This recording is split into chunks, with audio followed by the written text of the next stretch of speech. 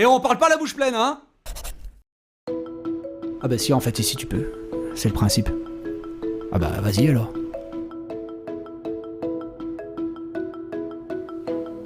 Bonjour à tous et bienvenue dans ce 4e épisode de On parle la bouche pleine.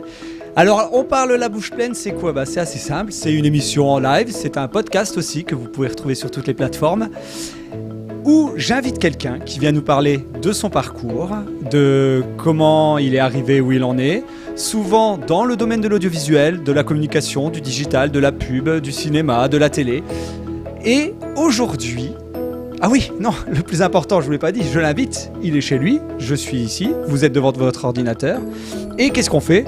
Eh bien, on mange, bah oui, il est midi, on mange, et on parle la bouche pleine quoi. Et aujourd'hui, je reçois un habitué de la chaîne qui est là presque tous les midis en live avec nous. Vous le connaissez très bien dans le chat, ah, on va pas se mentir, faites pas semblant. Il est concepteur, rédacteur, il va nous expliquer ce que c'est. Il est aussi auteur, il a travaillé pour les plus grands. Non, c'est parce qu'il a travaillé avec moi.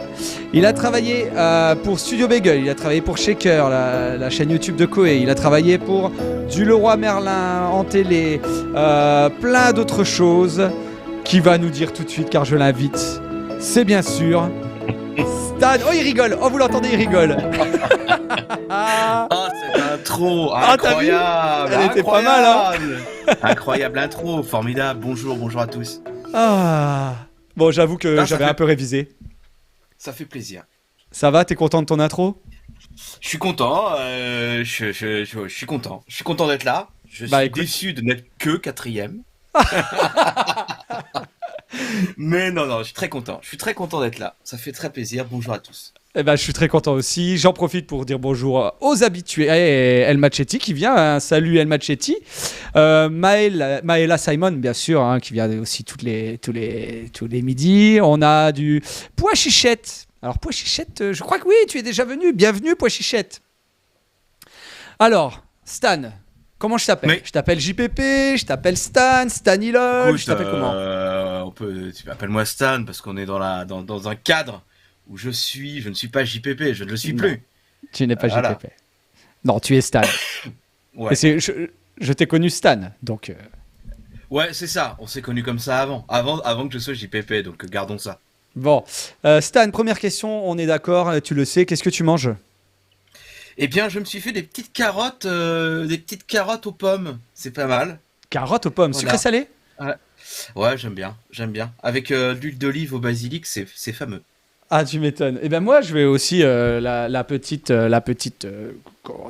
petit rituel. Je me suis fait des restes, c'est-à-dire qu'il y a du brocoli, hein. Il y a des coquillettes complètes et on a des légumes, aubergines, oignons et poivrons. Petite sauce un peu voilà léger pour le ventre, hein, vous savez, toi-même tu sais. Voilà. N'hésitez pas à nous dire bien sûr ce que vous mangez dans le chat parce que nous on parle la bouche pleine, mais vous aussi. Donc ma première question, et je sais que tu le sais car tu as assisté à toutes les émissions, tous les podcasts de On parle de la bouche pleine, je vais te dire ASV. Eh bien écoute, j'ai 38 ans, je suis bientôt, au mois d'août, je suis un homme et j'habite Boulogne-Billancourt, la région parisienne. D'accord, originaire de, tu peux le dire? De Redon, de Rennes, de la Bretagne, de l'Ille-et-Vilaine pour être précis, très important. Ille-et-Vilaine, voilà. Plein de drapeaux bretons dans le chat si vous voulez. Non, vous êtes pas obligés. Vous êtes partout les Bretons. Je fais pas partie de ces Bretons qui revendiquent un attachement indéfaillible et infini à la Bretagne, c'est cool, mais comme plein d'autres régions pour être honnête. D'accord. Bon, on va rentrer tout de suite dans le vif du sujet. Tu es concepteur, rédacteur, auteur. On est d'accord? Ouais. Bon, ça veut dire quoi tout ça? En fait là, on a regroupé deux activités que j'ai, qui sont à la fois très proches et en même temps très différentes, qui sont l'activité de concepteur-rédacteur d'une part, qui est une activité qui est vraiment publicitaire pour le coup. C'est quoi? Qu'est-ce qu'il fait un concepteur-rédacteur? Il fait quoi? En fait, c'est assez simple. Tout est dans le texte. On va avoir deux activités essentiellement. On va avoir une activité de conception et une activité de rédaction. Alors peut-être commencer par le plus simple, la partie rédaction. Rédaction, c'est exactement ce que ça veut dire, c'est-à-dire que grosso modo, quand tu travailles pour une agence, mais aussi pour des clients indépendants, tu vas écrire pour eux, tout simplement.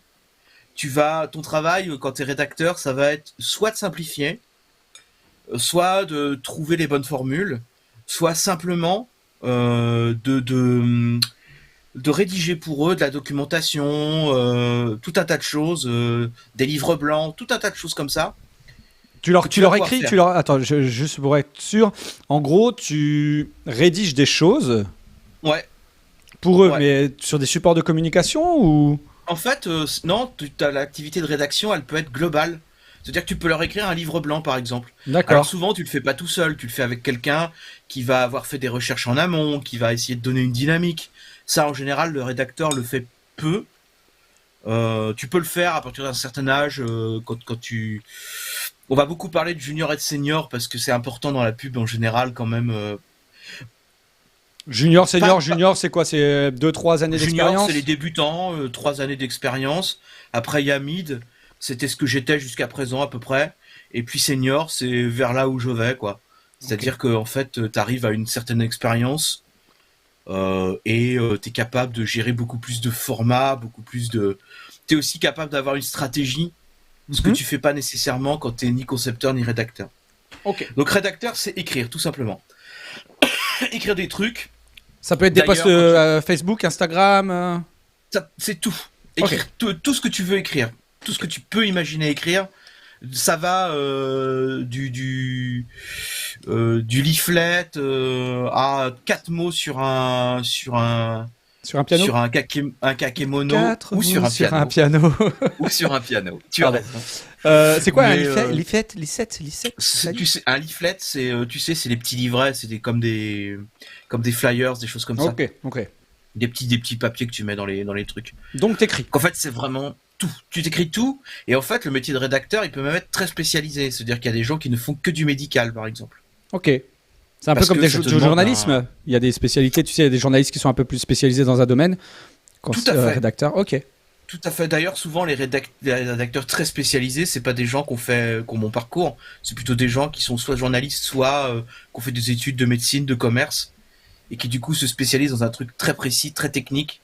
Ok. Et en fait, voilà. Et la partie conception, alors c'est sans doute la partie la plus intéressante. Grosso modo, pour ceux qui avaient vu l'épisode avec Com, lui il arrivait en fin de chaîne. Et ben la conception c'est en milieu de chaîne à peu près. C'est-à-dire qu'un client va venir vous voir, va vous dire oui, je veux vendre ma nouvelle salade de carottes aux pommes. Elle est vraiment très bonne et je voudrais que ça marche bien. Et je voudrais que on mette en avant le fait que c'est de France, que c'est bio, que ça respecte ci, ça. Et en plus, nous, on a un petit côté un peu néo-rural qu'on aimerait mettre en avant. Et ben le concepteur, ça n'a pas l'air bon ce que tu as mangé. Ah pardon, je suis désolé, tu m'as vu. Alors, il y avait un truc blanc, je croyais que c'était de la sauce sur mon bureau, c'était du savon. Ah. Et voilà, pardon, ne mangez pas de Tu vas faire savon. des bulles. Ne mangez Si tu pas fais de des savon. bulles, voilà, ne mangez pas de savon. Et donc voilà, le concepteur, le client arrive avec ça. Souvent en agence, il y a quelqu'un dans l'agence qui va faire un. Donc le client fait un brief qui est le plus souvent un peu fourre-tout, dans lequel ils vont mettre tout ce qu'ils ont envie et puis voilà. Puis c'est le boulot de l'agence de faire le tri. Ensuite dans le tri, il va y avoir quelqu'un. Ah voilà. Après le rôle généralement c'est un planeur, on appelle ça. Donc c'est quelqu'un qui va mettre en place une stratégie. Il n'y en a pas toujours. C'est un métier assez récent qui est très en vogue.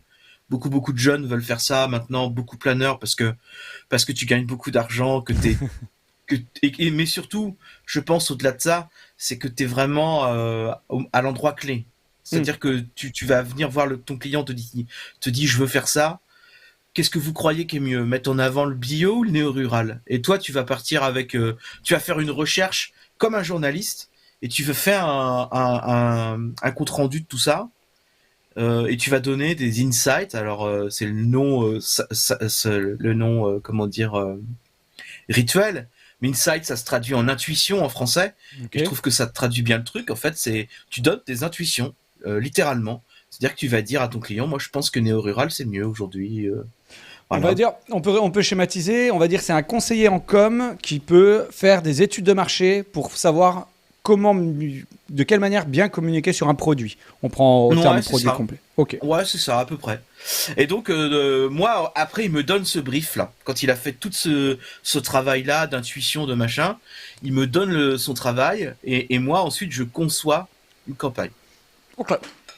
Et donc, c'est ça la partie concepteur, c'est-à-dire que tu vas arriver, tu vas dire, écoutez, moi, je pense que pour mettre ça en avant, le mieux, c'est de faire une campagne sur Instagram, une campagne dans la rue, une campagne sur des culs de bus, à la télé. Et je pense qu'il faut qu'on ait un film qui va parler de ça, que voilà. Et en fait, tu conçois petit à petit, brique par brique, ta campagne, en fonction des moyens que t'as, en fonction de ce que le client veut, etc. Oh là, il est en train de s'étouffer. Oh, c'est dramatique. Je coupe le son. Je suis désolé. Ça sera le dernier, on parle la bouche pleine. Ah bah tu vois, c'est la meilleure place si c'est le dernier. Non, j'ai fait une fausse route, voilà, la vieillesse, faites attention. Quand vous respirez et buvez en même temps, faut pas le faire. Ok. Donc voilà. Ok, on a bien compris, tu es concepteur, rédacteur, auteur, je pense qu'il n'y aura pas de questions dessus, on comprend un peu tous ce que ça peut être. D'ailleurs, je précise, si vous avez des questions à poser à Stan, allez-y dans le chat. Moi, je me fais le relais pour que il puisse répondre au mieux à vos questions. Allez-y franchement, parce que ça peut nourrir les débats. Et puis, moi, j'ai une vision du métier. Je connais le métier de Stan. À peu de choses près, je pense je vais apprendre quand même 2-3 trucs, mais c'est mon domaine. Vous, je ne suis pas sûr que ça soit le vôtre, donc n'hésitez pas. C'est pour ça que je le fais en live, parce qu'en fait, sinon, on le ferait le soir autour d'une bière tous les deux, tranquille. Et je ne répondrai à rien. Voilà. Exactement. Donc voilà, donc n'hésitez pas en tout cas à poser vos questions. S'il y a des trucs que vous n'avez pas compris, on peut revenir dessus. Vraiment, allez-y. On va commencer par ton parcours, si tu veux bien, maintenant qu'on sait à peu près ce que tu fais maintenant. Ouais. On va avoir des exemples. Qui est chaotique, mon gars.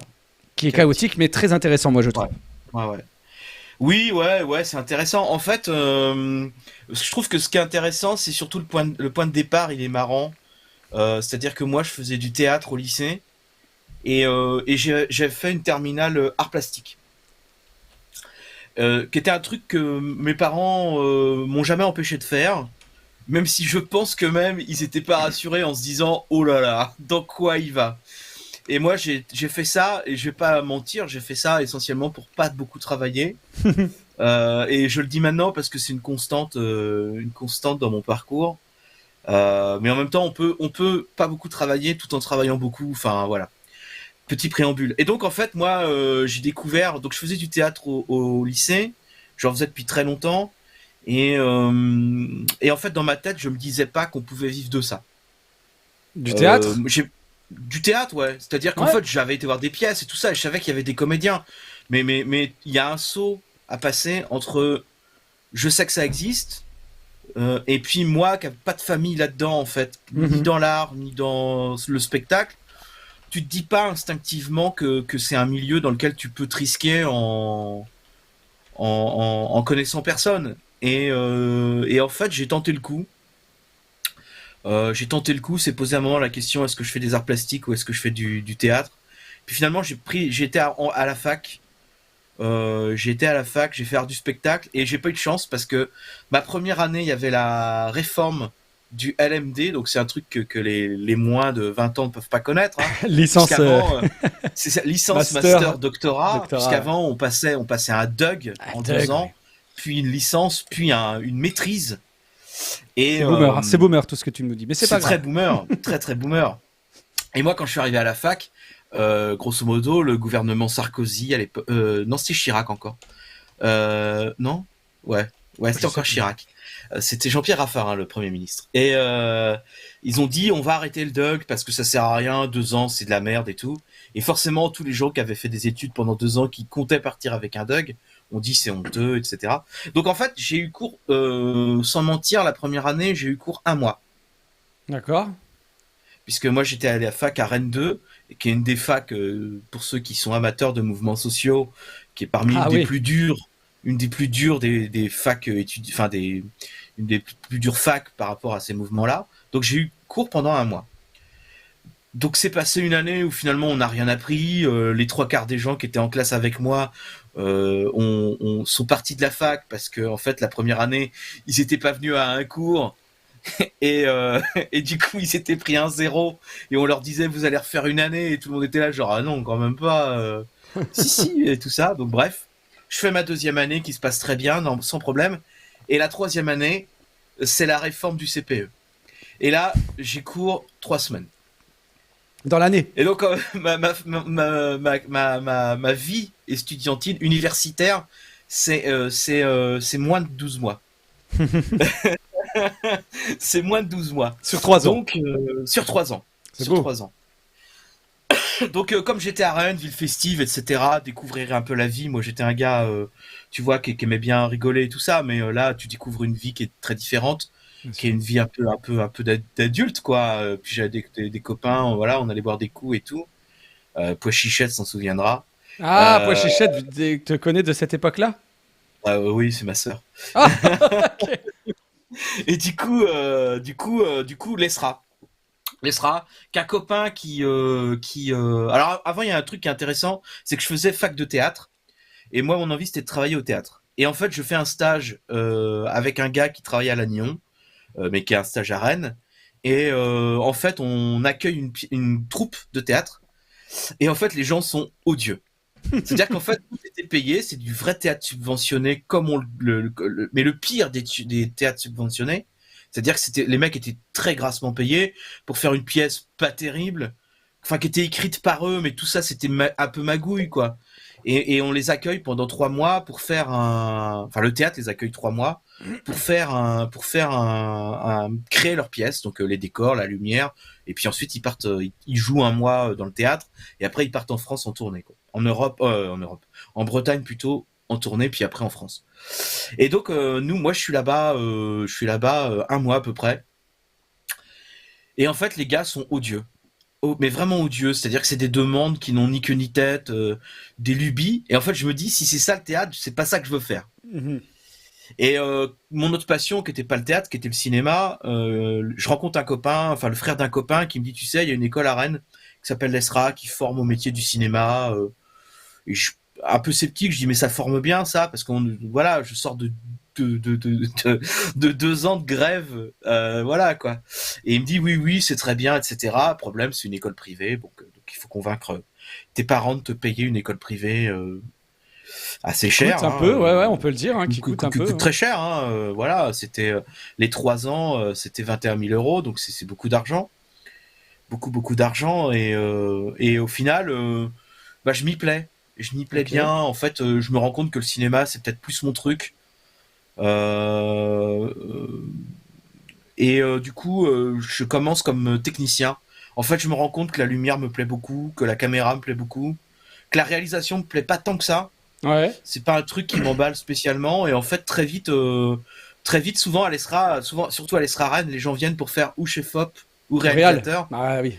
et c'est l'un ou l'autre. Beaucoup réalisateurs, une partie de ceux qui aiment un peu le cinéma se disent chef-op, et puis après on a monteur un peu, monteur truquiste, et puis après la queue de peloton, c'est les autres métiers. Mais il y a des métiers dont on ne parle jamais, qui sont électriciens, machinistes, qui sont des métiers très importants sur les tournages, que des gars font toute leur vie, en gagnant bien leur vie et tout.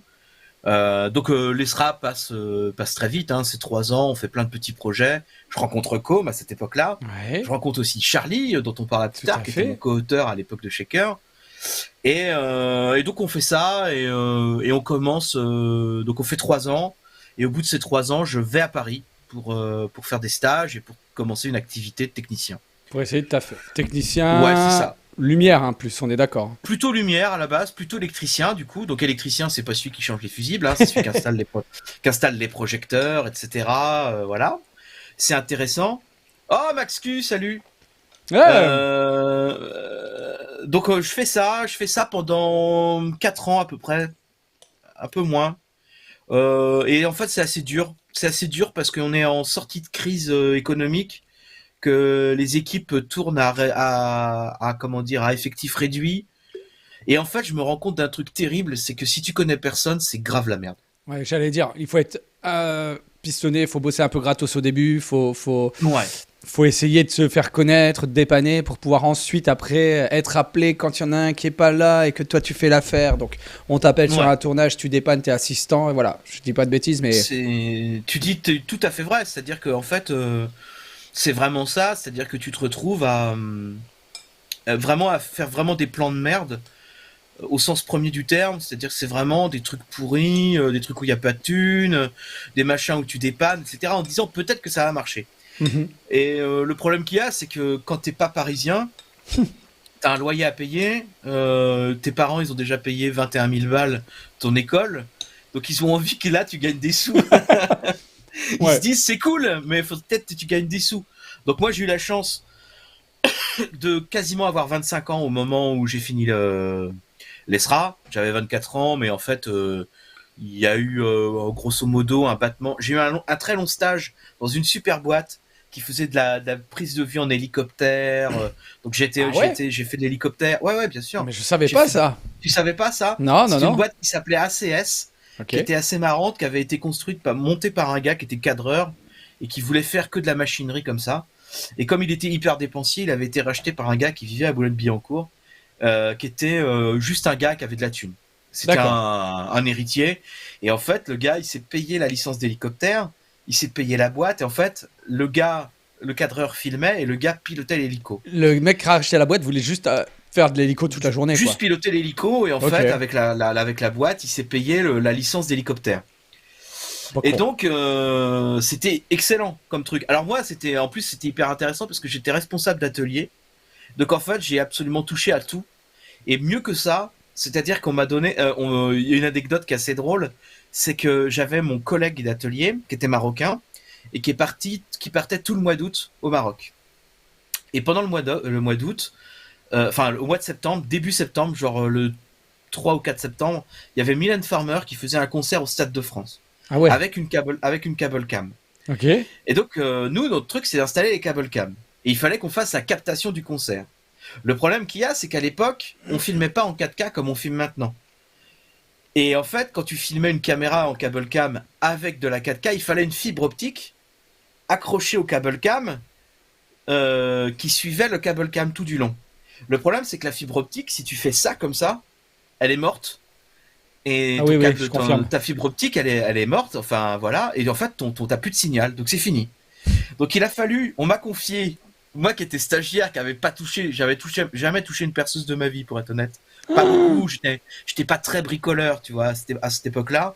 Je me suis rattrapé depuis. Oui. Mais j'étais pas du tout bricoleur. Et on me dit, écoute, il faut que tu conçoives le système avec des poulies pour trimballer la fibre optique du câble cam. L'enfer. Et on me dit avant de partir, parce que tout le monde s'est cassé au mois d'août, moi j'étais tout seul. Là-dedans, j'ouvrais les locaux, je faisais les machins, je donnais le matos et tout. C'était passionnant, hein, c'était hyper cool. Et on me dit, il faudra que tu fasses gaffe parce que si jamais il y a un truc qui se décroche, ça tombe dans le public et ça tue quelqu'un. Ce qui est vrai. Ce qui est vrai en soi. Mais ce que t'as pas envie d'entendre. Et donc on me dit ça, et moi je passe un été à bricoler mon truc qui a fonctionné du coup. Hein. C'est grâce à moi qu'il y a eu ce concert de Mylène Farmer en 4K. Et je fais plein d'anecdotes chez ce loueur-là parce qu'en fait ils étaient ils engageaient les gens à presque rien. C'était vraiment c'était des sauvages quoi. C'est tout ce que t'imagines de mecs du cinéma qui déboulent avec un camion, déballent tout. Et tu te rappelles pas de tout ça maintenant parce que j'étais à Buc à l'époque, donc j'étais en région parisienne déjà. Et donc forcément tout ça, il y a peu de gens qui l'ont entendu parce que voilà quoi. C'est en fait à l'époque j'habitais chez mon oncle en Île-de-France dans l'Essonne et c'était assez dur. Donc j'ai fait un stage assez long là-bas et puis après j'ai passé 6 mois en attendant que j'ai mon RSA. Ensuite quand j'ai eu le RSA, j'ai pu faire d'autres tournages en vrai électro cette fois. Ça n'a pas été très convaincant et puis j'ai arrêté le jour où un de mes chefs s'est fait insulter comme un enfant par un chef-op. Comme un enfant. Ah oui, d'accord, ok. Comme un enfant. Juste au passage, Pochichette, elle apprend aussi des choses, hein, ta sœur. Bah ouais. Et alors, je spoil un petit peu aussi. Vrai électro, c'est cette période-là ou pas? Ah, vous voyez pas. Ah, mon effet. Ouais, c'est cette période-là, c'est la période platane, ouais, tout à fait. Ah, mais alors attendez, parce que là, parce que faut savoir que je m'étais arrêté à un arrêt sur image où Stan, il a fait un peu comédien dans Platane, la série d'Éric Judor. J'ai fait beaucoup de figurations. Ouais. J'avais dû faire 10 jours ou 12 jours de figuration, un truc comme ça. Ah, quand même, hein. Ouais, Ça commence à j'étais causer, hein. j'étais présent sur beaucoup d'épisodes. en fond évidemment, mais là j'étais carrément au premier plan, voilà. Ah bah Et là, pour l'anecdote, j'ai essayé à tout prix de mettre une phrase pour être payé en silhouette, et ils ont jamais gardé la phrase pour pas me payer comme silhouette. Donc là, t'étais électro, installer les... Là j'étais électro et c'était un copain qui était régisseur qui m'avait dit on cherche des... En fait c'était amusant, il cherchait des figurants pour faire une équipe de tournage. Donc rien de tel que des vrais électros Mais bien sûr. qui viennent faire semblant d'être des électros parce que voilà, avec une promesse qui était celle de faire renfort si jamais il y avait besoin sur le tournage, qui était une promesse dans le vent parce qu'en fait ils ont jamais eu besoin de renfort. C'est vrai. C'est très classique, ouais, j'ai fait ça des tas de fois. Des tas de fois, j'avais fait un truc pour un film qui s'appelait L'Assaut, qui était sur sur la prise d'otage de Marignane, Ok, pardon, ouais. en 89, je crois, avec le GIGN et tout ça. Donc j'avais fait un truc sur une base aérienne, l'ancienne base d'assaut où ils avaient testé les Mirage 2000. Et donc on avait fait tout un truc là-dessus et la promesse c'était écoute si tu viens ce jour-là au fin fond de l'Essonne, promis si on a besoin on te rappelle. Et j'attends encore le coup de téléphone. Heureusement j'avais un fauteuil, j'ai pu attendre assis, c'était bien. Bon, juste petite parenthèse technique. Emmanuel Aldeguer, si tu passes par là, vous avez bien fait votre... c'est quand même fou Bon ça. boulot. Vous avez bien fait du bon boulot sur... Ah, je suis en gros depuis tout à l'heure, je te laisse parler. Sur Non, MyCanal, parce que regardez, en fait, moi je le vois, vous le voyez pas. Ah bah Alors, oui. est-ce que... Mais comment il brouille? Vous voyez, vous voyez Je mon sais écran. pas. Moi je vois l'image, je vois Stan là, qui fait l'électro, avec Eric Ouais. Judor qui passe à côté. Et vous le voyez pas. Ils sont forts chez Canal, ils sont forts. Ah ils sont très forts. Donc, période voilà, où tu fais Canal, voilà. On est en quelle année là? Moi je sais pas trop, j'ai problème avec les dates, je commence à être vieux maintenant. Je te Mais connaissais déjà moi, je crois. Hein. Je pense que j'ai eu mon bac en 2002, donc tu rajoutes à peu près 6 ans. Oh non, plus, non? 6, 7, 8, plus... on doit être en 2010 à peu près. Oui, bah c'est ce que j'allais dire, quand on s'est rencontrés. À peu près quand on a 2010, commencé par à là. Ok. Ouais. Et donc je fais des petits tournages. Donc et un tout peu ça, galère. mais ça se passe- Ah, hyper galère, hyper galère. Je me rends compte que- Excuse-moi, je te coupe, mais Maëla, elle vient de dire quoi? Bac en 2002? Quoi? Bah ouais, mais oui, j'ai 38 ans, hein, j'ai 38 ans. Bac en 2003-2004, moi. Mm. Allez, c'est pas Donc, grave, on est des vieux.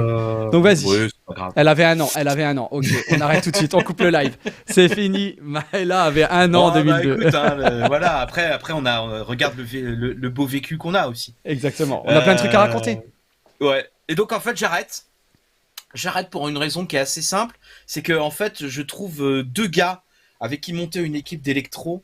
Donc un gars dont le père est lui-même chef électro, il avait fait Opération Cléopâtre et tout, donc ça marchait trop bien. Et un autre gars qui était à l'ESRA avec moi, avec qui j'étais très copain, qui s'appelait Eric. Et en fait, Eric a une petite fille et décide de rentrer dans son Calvados natal. Voilà, la base. Et l'autre, sentant que c'était difficile, dit je vais plutôt aller bosser avec mon père. Et donc en fait l'équipe s'écroule et je me dis bon ça suffit. Il y avait ce gars qui s'était fait insulter mais vraiment comme une merde. Vraiment comme une merde quoi. Pour des raisons qui étaient absurdes, qui étaient une trace de pas sur une plaque de polystyrène. Enfin bref, l'histoire est vraiment grotesque quoi. Et je me suis dit écoute, sur un réflo. Sur un réflo, ouais. Ah ok d'accord. Ouais. Qui était un réflo de backup, hein, qui était même pas celui qu'on mettait en. C'était complètement au cas où. C'était vraiment pour le plaisir de gueuler. Je me suis dit, est-ce que c'est vraiment ça que j'ai envie de faire? Pas vraiment. Tu m'étonnes. Donc j'ai arrêté. J'ai travaillé pendant 1 an et demi, je crois, à peu près, à Monoprix. Avec Charlie.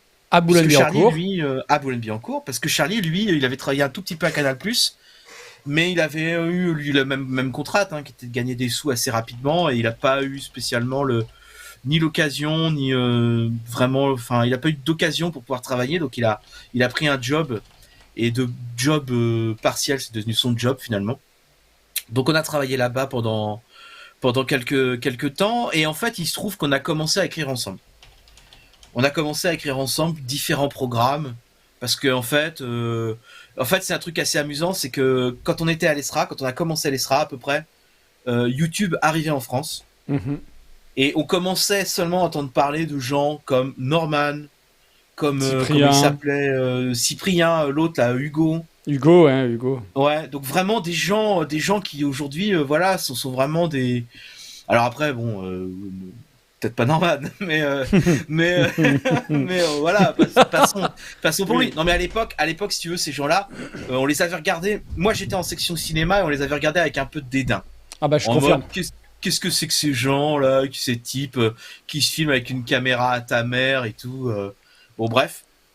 Il se trouve que 10 ans plus Limite tard, un peu, c'est de la merde. De toute façon, ça va s'essouffler. ça Il marchera y aura pas, ça marchera exactement. pas. Nous, tu sais que quand même avec Com, je me rappelle de ces discussions où on s'est dit, on se lance sur YouTube à 100%, mais non, il y a déjà Golden Moustache et Bagel, ça marchera jamais. Putain, depuis, il y a des gens qui ont monté des empires de production audiovisuelle. Ils sont arrivés 5 ans après. Mais bon, des fois t'as le pif, des fois tu tentes, t'as pas envie, tu tentes pas. Des fois t'as pas. Et là, on se dit, je pense qu'on a raté quelque chose. Et donc, on a commencé à écrire ensemble des sketchs essentiellement, différents programmes. Donc, on en avait plusieurs. On avait un truc qu'on avait appelé les archives secrètes de l'histoire mondiale. Qui sont encore sur YouTube d'ailleurs. Hein. Ouais, il y en a encore 2. Ouais. Et en fait, mais c'est les 2 moins bonnes. C'est dommage. Parce qu'en fait, on s'était pas équipé. Ça, c'est un truc qui est vraiment important, comme il en parlait la dernière fois, et je pense qu'il a raison. Quand on veut, comme vraiment faire un truc, quand vraiment on veut commencer à faire quelque chose, il faut quand même investir un petit peu au début. Et nous, avec Charlie, on voulait pas investir, donc on montait avec l'ordi de sa meuf, pas de disque dur dédié. Donc c'était mon disque dur, qui était un disque dur qu'on branchait sur secteur, qui était un disque classique. Et en le mettant dans mon sac un jour, avec cet épisode qui était incroyable, je rentre chez moi et le disque marche plus, quoi. Oh non. Donc les rushs qu'on trouvait de ci de là, parce que le but des archives, c'était de prendre des vieilles images et de raconter un truc débile derrière. Donc on avait fait. Comment je trouve sur un YouTube, je tape quoi? Au passage, salut El Colado, je suis avec JPP, donc Stan. Salut El Colado. Concepteur, rédacteur, n'hésite pas à poser des questions. Comment tu peux trouver ça? Je sais pas si ça existe encore. Non, là je trouve pas là. Vous avez pas une obscure chaîne YouTube Si, il y avait une chaîne qui s'appelait Stan et Charlie, je pense que c'est dessus encore, mais voilà. Et donc on avait fait ça, mais le problème c'est que les gens pensaient que c'était vrai. C'est-à-dire qu'on avait fait un truc sur l'opération Fortitude, qui est un truc pendant la Seconde Guerre mondiale, où en fait l'armée anglaise va gonfler des ballons en forme de tank pour faire croire à l'aviation allemande qu'il y a des milliers de tanks dans le sud de l'Angleterre. Mais nous, vous écriviez du fake. C'est ça, c'était du fake, ouais. Et nous, on racontait ça comme s'ils avaient organisé un interville, tu vois. Et en fait, les gens nous disaient, ah bon, mais c'est incroyable que De Gaulle ait fait ça en mode, c'est un village vacances et tout. Et les fake news, c'est vous. Les fake news, c'est vous alors. C'était nous, ouais, c'était nous. Et le pire, c'était le second qui était sur le pape, l'élection de Jean-Paul II. Et en fait, comme l'élection de Jean-Paul II, c'est pas un truc qui parle à grand monde, et même les élections de pape, on en avait un petit peu plus, ça, depuis. Mais à l'époque, on n'en avait pas forcément vu des tonnes. Les gens nous disaient, c'est pas vrai, que machin et tout ça, que ils s'embrassent en arrivant, qu'ils doivent se mettre d'accord sur quel vin ils vont boire avant le repas, enfin bref. Et donc on s'est dit, bon, c'est peut-être ça marchera pas. On s'est dit, peut-être ça marchera pas. On avait fait un truc qui s'appelait Chris. Oui. Chris, dont tu as fait partie, hein. Oui, tu as été le deuxième Chris. Chris. C'est vrai que j'ai été le deuxième, et j'ai tourné aussi j'étais là au tournage du premier Chris. Tu étais là pour un on avait tourné dans les. C'est cet épisode avec Carole Huchitla. Oui, c'est ça. Ouais, c'est celui-là. Max. C'est celui-là. Ça sortira jamais. J'ai pas eu le temps, j'avoue, mais à culpa, de prendre des scans du magazine que vous aviez fait pour vendre le concept à des prods. C'était très drôle le magazine. La vidéo un peu moins. Ah ouais, t'as regardé la vidéo? J'ai pas tout regardé. Je l'avais déjà regardé. Je l'ai encore. C'est rude. Il y a des blagues un peu moyennes. Ouais. Bon, après, il faut dire aussi que c'était il y a plus de 10 ans, il y a 10 ans, un peu moins. L'humour était pas le même. Et je pense tu veux pas qu'on le montre, on est d'accord, hein? Non, vaut mieux. Okay. En fait, le truc, c'est pas que je veux pas le montrer, c'est que c'est pas drôle. Et en fait, il y aurait rien à en tirer, si ce n'est l'enseignement qu'à un moment donné, il faut investir quand même dans quelque chose. C'est pas parce que c'est pas drôle qu'il faut pas le montrer. Tu vois ce que je veux dire? En fait, c'est un peu, il y a des blagues un peu racistes, quoi. Aujourd'hui, c'est raciste. À l'époque, c'était moyen. À l'époque, c'était un peu osé. Oui. Les gens faisaient oh. Là, aujourd'hui, la mentalité évolue. Je pense pas que Chris a bien vieilli. Donc, merci, c'est moi, Chris. C'est pas très utile. Ah, le deuxième, le premier avait été horrible. Horrible histoire, hein, d'un type casté dans un bar. Je vais juste vous montrer la gueule de Chris, c'est lui. C'est le deuxième Chris, donc c'est moi ça. Chris, ouais, c'est ça. Je vais pas vous montrer. Si, je peux peut-être faire ça. Sans son. Chris à la rencontre des stars. Voilà. Et Tu pitches un peu, ouais. Ouais. Bah en fait, à la base, avec Charlie, on écoutait beaucoup Europe 1.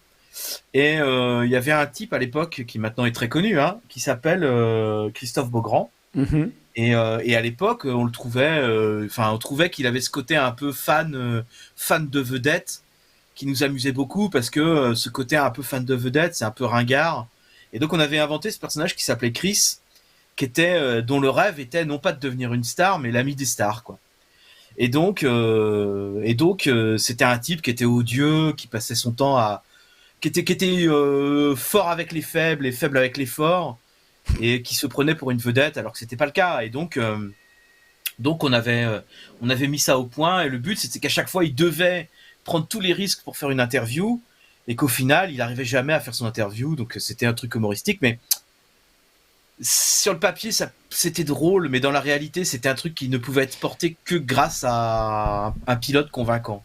Oui, et puis même le comédien aussi, pour la peine, devait l'être peut-être plus. Tu vois ce que je veux dire? Ouais. En gros, pour schématiser, et c'est pour ça que je me permets de le dire, pour schématiser, c'est un peu tourné à la... Allez, je schématise grand, mais tu vois, il y a des off, c'est son cadreur qui le filme, il parle beaucoup à son cadreur, un peu à la C'est arrivé près de chez vous, mais en moins bien, parce que voilà. Mais vous voyez un peu l'idée, c'est-à-dire que c'est du off, là, je pisse dans un... Je raconte des trucs un peu salaces. Le mec est beauf, quoi. Le mec est beauf, et le journaliste... c'est une excuse, les stars en fait. C'est lui la star dans sa tête, quoi. Oui, c'est ça, mais le problème de ce programme, c'est que comme tu peux le voir à l'instant, on mettait un mec qui pissait en plein truc, et en fait c'est lourd. C'est méga lourd. Et non, ça va, ça je trouve, moi, mais bon. c'est un peu lourd. Non, mais en fait, le truc, le problème qu'il y a, c'est toujours ça, c'est intéressant parce que c'est une question de dosage. C'est-à-dire que lourd plus lourd, c'est jamais drôle. Non, ouais, t'as raison. Et en fait, ce format, il nous a appris sans doute à décaler un peu le regard pour quand on met un truc un peu beauf, un peu lourd, qui fait genre, oh les mecs, d'accord, de mettre quelque chose. C'est tout. En fait, ce personnage, il a donné Munoz à la fin. Oui. Je pense. C'est-à-dire que Munoz, qui était l'autre programme qu'on avait C'est écrit la à suite cette époque-là, d'ailleurs. C'est à peu près la même qui est époque. pas la suite, mais qui est la suite spirituelle en fait, qui en découle. Non, mais ce que je veux dire par là, c'est que là, j'habitais encore à Lille. Ouais. Et Munoz, c'est quand on est venu à Paris chez Shaker, tu vois. Donc Ouais, chronologiquement, c'est ça, c'est juste avant. Tout à fait. Mais tu rappelles-toi, on avait écrit 2 épisodes de Munoz qui étaient interminables, qui Oui. faisaient 5 minutes, Je me rappelle. qu'on avait Avant. tourné chez vous à Lille, avant. Ah Et oui, c'est vraiment, vrai. Munoz, c'est ça. Et oui. Et en fait, le truc, c'est le professeur Munoz. Alors, le programme s'appelait Parlons français. Et en fait, On va vous montrer. Hein. Ouais, le but, c'était d'avoir un gars fort bien mis sur lui, avec un petit foulard et la chemise Rassemblement National, là, comme je l'appelais, qui était bleu-blanc-rouge, qui était une chemise bleu-blanc-rouge qu'on avait trouvée pour 10 € à CEA, qui était incroyable. C'était vraiment la chemise d'Yvette Horner, quoi. C'était improbable. Et donc, on avait ce gars très bien mis, qui donnait des leçons de français, des leçons de grammaire, à partir d'un vrai grammairier. Donc c'était vraiment des vraies leçons assez pointues, enfin au début assez pointues, puis après on a baissé un peu l'ambition, mais qui étaient des vraies leçons, mais en prenant des exemples ignobles. Attention, arrête-toi là. Sur le mot ignoble, nous allons le regarder. D'accord? Allez, vas-y. Alors, on s'en met un petit, un de mes préférés, le deuxième tourné, je crois. Alors ça, pour remettre dans le contexte, vous êtes tous les deux. Alors nous, avec Com, on est embauchés pour chapeauter, on va dire, réalistiquement parlant, une chaîne YouTube que Koei lance, enfin que la boîte de prod qui avait racheté la boîte de prod de Koei a lancé, qui s'appelait Shaker avec 2 A. Et nous, on était embauchés. Et il y avait des auteurs, dont Stan et Charlie, qui venaient pour faire les réunions une fois par semaine, c'était? Non, tous les jours. Ouais, les réunions. Oh, toi, t'étais presque là tous les jours. Moi, je venais tout le temps. Ah, t'étais tout près. Faut dire qu'on était à Boulogne-Billancourt. Moi, j'habitais à 10 minutes. Ouais. Stan Moi, aussi. j'habitais en 14e à l'époque. Ah ouais. Pas à Boulogne. Ah oui, ok. Mais Ouais, tu bossais encore à Boulogne. On a fini. Tu bossais Ouais. encore à Boulogne. C'est ça tout début, oui. C'est ça qu'il faut dire. Attends, c'est-à-dire que Stan, tout ce qui vous parle là, en même temps, il travaille au rayon fruits et légumes du Monop. Ouais, c'est ça. Parce en que... fait, on travaille le matin. Ça, c'est très très bien. Hein. C'est-à-dire qu'on travaille le matin à Monoprix et l'après-midi, on a du temps pour écrire des sketchs. Voilà. Et donc, avec Charlie, on arrive à un moment donné à produire un sketch par après-midi. Et c'est là où je commence à vraiment être capable de non seulement avoir beaucoup d'idées Alors moi, je lance peu les idées. J'ai souvent tendance un peu à rebondir dessus, à les développer, à les modifier. À les améliorer, assez peu. on peut le dire. Oui, c'est ça en fait. Amener de l'humour dedans, des Ouais. trucs comme ça. Mais donc on était capable d'avoir une idée par après-midi et d'écrire un texte par après-midi. Et les premiers Munoz, donc les 2-3 premiers, en fait, on les écrit en 1 heure de temps. Et c'est pas mal. Bah ouais, 1 heure. Et en fait, tout ça, c'est pas diffusé. Tout ça, c'est pas diffusé. En fait, Vous entraînez à écrire? On s'entraîne à écrire, on fait plein de programmes, on fait des dossiers, et tout ça. On va voir à un moment donné, on va jusqu'à Weo pour vendre un programme. C'est vrai. Weo, on travaillait chaîne télé régionale à Lille. Ouais. C'était quoi que vous aviez voulu vendre? C'était avec Mathieu Brosset. Qu'est-ce que c'était? C'était pas Chris, c'était un truc sur le covoiturage. Ah, il y a eu une série après sur le covoiturage. Et après, il y a eu mais je pense que c'est pour ça qu'on n'a pas été gardé. Parce que j'en pense que, en fait, à l'époque, le covoiturage, Blablacar, explosait. Ah oui. Et en fait, je pense qu'on était nombreux, parce qu'il y a eu des tas après. Hein. Il y en a eu sur plein de chaînes, des programmes sur le covoiturage. Et je pense qu'à ce moment-là, on nous a pas gardé pour ça, parce que je pense qu'il y avait un truc qui était signé déjà un peu d'idée. Voilà. Donc, voilà. Excuse-moi, Donc, je fais un voilà. Et je vous montre Shaker. Ouais. Et donc Voilà. arrive Shaker, par l'entremise d'Antoine et de Côme. Ah, on Et cherchait un jour, des on auteurs. nous appelle, bah ouais. Un jour, il nous appelle en disant, dis donc, Munoz, ça vous dit pas d'en réécrire, de les refaire et de voir si ça passe? On dit ouais, carrément. On est d'accord que vous aviez t'avais déjà bossé sur des vidéos vous aviez déjà bossé sur des vidéos de Shaker? Ou alors on vous est venu, vous cherchez pour Munoz? Ouais. Ah ok, d'accord. Ouais. En fait, on venait de faire Munoz, mais les versions 5 minutes. Ouais. Et vous êtes venu nous voir en nous disant, faites Munoz, mais en 1 minute. 1 minute 50, tiens, il est là. Ouais, on va se le regarder, ouais, on va se regarder. On va se regarder, hein, vous allez voir. Moi j'adore, je suis fan, mais en même temps j'étais fan de vous deux, donc c'est pas juste. Comment Ouais, c'était facile. Attends, petite question, comment fait-on pour trouver des auteurs? Ah, comme quand on est... Bah écoute, je vais répondre si tu veux bien, Stan. Ouais. Là, on était, nous, ils nous embauchaient parce qu'on avait fait des vidéos pour une émission qu'ils produisaient pour France 4. On faisait une émission journalière, des vidéos, des parodies. Et du coup, eux, ils nous ont pris en tant qu'auteur réel, leader, on va dire, comment on peut, showrunner un peu. C'était ça, c'était showrunner, ouais. Un peu ça, on va dire. Je connaissais pas le terme à l'époque. Hein. Mais maintenant, quand tu compares, ça fait un peu ça. Qu'on a été plus ou moins bon d'ailleurs, je suis désolé, j'ai un peu...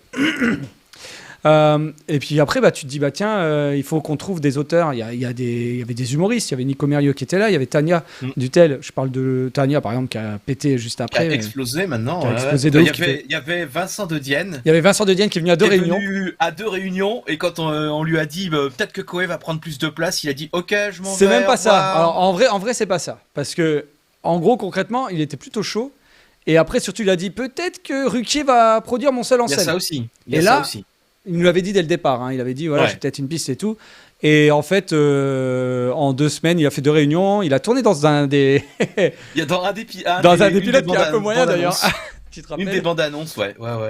Une des bandes annonces. Et du coup, après, il a pété parce qu'il avait un max de talent. Et je comprends d'ailleurs qu'il soit pas resté avec nous, sans être... Oui, la plupart des gens qui sont partis, ils ont eu raison. Et en dehors d'être parti, même, parce que tu vois, Tania, elle a encore galéré pas mal après. Et puis d'un coup, après, c'est les humoristes, c'est encore plus particulier, quoi. Ouais, c'est ça. Et donc, du coup, pour trouver des auteurs, alors, après, il y a Seb Bouige, qui nous a rejoint. Et lui, qui chapeautait un peu la prod. Et lui, qui est peut-être lui aussi showrunner, tu vois. Mais en prod et en vision plus globale. Il avait vraiment la vision machin. Je crois que TPMP avait parlé de vous à l'époque. Oui, c'est possible. Ah oui, parce que c'était Koé... pour le buzz qu'on avait fait sur Game of Thrones. Ah ouais, c'est vrai. Ouais. Elle est bien là, Game of Thrones à la française. Ah, je me rappelais plus que TPMP en avait parlé. C'est la première année de TPMP sur C8. Ah non, ça faisait 2 ans, 2-3 ans que ça existe. 2 ans. Oui, parce que c'était quand on faisait Faut pas rater ça, la première année sur C8. Enfin, D8 à l'époque. Et donc, comment trouver des auteurs ? Soit tu vois des trucs sur YouTube, des mecs qui font... Et tu vois, par exemple, Jérémy Nadeau, on l'avait reçu. Parce qu'on connaissait Jérémy Nadeau, il commençait déjà à être... C'était quand même un gros youtubeur, mais il était tout seul et il était venu pour voir un peu... on lui avait proposé, pourquoi pas, d'intégrer le pôle d'auteur, de tourner dedans, de machin, rémunérer tout ça. Andy Raconte aussi était venu. On l'avait essayé Oui, c'est vrai. C'est vrai. de venir. Et on avait également rencontré la sœur de Norman, qui est, Oui, qui est Daphné, voilà, qui était agent. Et pourquoi pas voir les talents qu'elle avait, parce qu'elle était agent de youtubeur, enfin de talent YouTube, on va appeler ça comme ça, parce que chez les agents. C'était mon agent pendant 2 ans. Ça a été ton agent? Bah oui, quand tu étais chez Bagel. Bah voilà. Non, quand j'étais avec Nico, mais ça viendra après. Ah oui, d'accord, avec Nico, d'accord. Ouais. Donc voilà, donc tous ces gens-là, on les avait un peu, on les avait rencontrés. En fait, bah tu envoies des mails en disant bah tiens j'aime bien ce que tu fais, on monte ça, on a ça, regarde on a fait ça. Est-ce que tu veux venir faire partie du truc d'auteur? Tu testes 1 fois, 2 fois, 3 fois, et puis après. C'était un délire un peu particulier parce que nous on était salariés en CDD, les auteurs venaient, c'est un peu du donnant-donnant, c'est-à-dire que si ton texte, un peu comme chez Bagel d'ailleurs, tu me diras Stan, mais c'était ça, si ton texte est validé et que la vidéo est tournée et diffusée, t'es rémunéré. T'es rémunéré, en fait, tu vends tes droits. Voilà. C'est la vente de tes droits qui est rémunérée. Alors c'était vraiment pas rémunéré cher à l'époque, donc. Est-ce que ça l'est encore plus maintenant? Je sais pas. Non, parce qu'en fait, si on accélère un petit peu, peut-être, parce que je vois que. Attends, je veux juste te mettre. Ouais, quelle heure il est? Ah oui, 13h20. Oh là, alors attends, je veux juste mettre le Munoz. Ah, tu crois? Ah ouais, je veux le voir. Un seul. La voix active, voix passive. 2 minutes. 2 minutes. Oui, mais tu sais, on est en podcast, mais on est aussi en vidéo. Et bon, c'est bien de voir deux pélos se parler, mais c'est aussi bien un peu de respirer. C'est mon côté réalisateur multicam, ça. Je suis désolé. Et celui-là, je l'assume à 100%. Je le trouve encore toujours aussi drôle. Et il est drôle. On se regarde un petit Munoz, la voix active et la voix passive. Pour ceux qui ne savent pas comment utiliser la voix active et la voix passive, bah voilà la réponse. Je me promenais l'autre jour dans le Marais, bien innocemment, c'était pour acheter des livres. Et dans cette librairie, tenue par 2 hommes, 2 frères sans doute, m'est venu un sujet que j'aimerais aborder avec vous aujourd'hui. C'est l'amusante question de la voix active ou passive.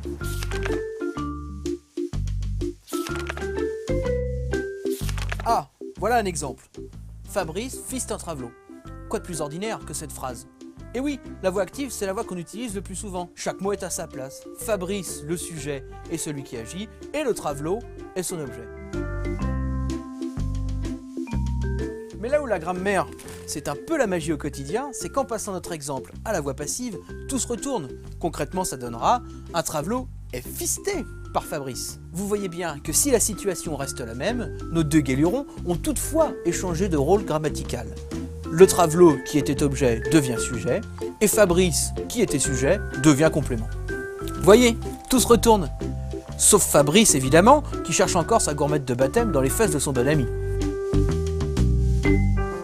Mais la vraie question qui se pose pour le moment, c'est sur quelle voie allez-vous vous engager? Êtes-vous plutôt passif ou actif?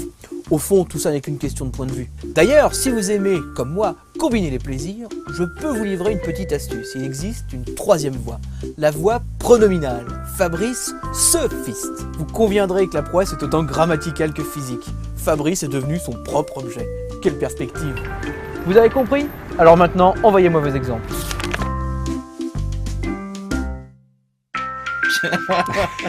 C'était quand même bien.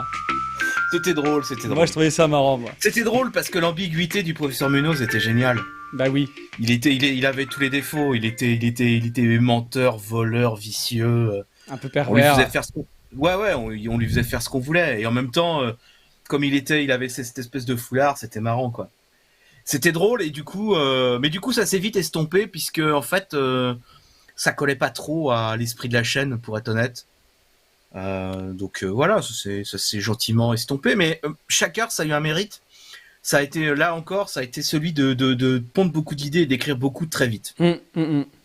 Puisque quand on a commencé chaque heure, on avait l'obligation de faire 3 vidéos par semaine. C'est vrai. Autant dire que arrive un moment donné où tu commences à te dire le soir de quoi on va parler. Qu'est-ce qu'on va faire, ouais. Qu'est-ce qu'on va faire? On les sortait pas toutes d'ailleurs. Non, en fait on a très vite levé le pied.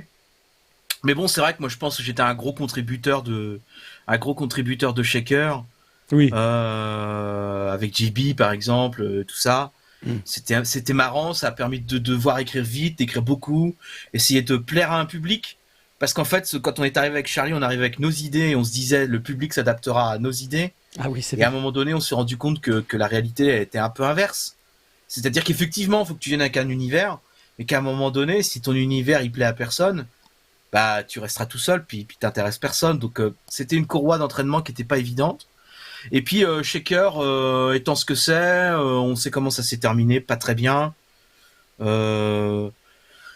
Petit à petit délaissé par la boîte de prod. Koei a essayé de faire de reprendre de temps en temps le truc, mais en même temps, comme il était trop tard, les gens avaient pas envie, puis lui en même temps il se sentait mis exclu du truc, donc forcément il y avait une espèce de ressentiment, ça payait pas bien. Bah, s'il y avait pas, il y avait pas de, ouais, et puis les vues étaient là. À l'époque, en fait, on s'était dit, ouais, on va pouvoir, comment dire, Faire mieux. Faire mieux que les autres, concurrencer un peu. Ils voulaient faire un Golden ou un Bagel, quoi. Mais non, ça prenait pas. Après, on a quand même une paire de vidéos qui ont bien pris.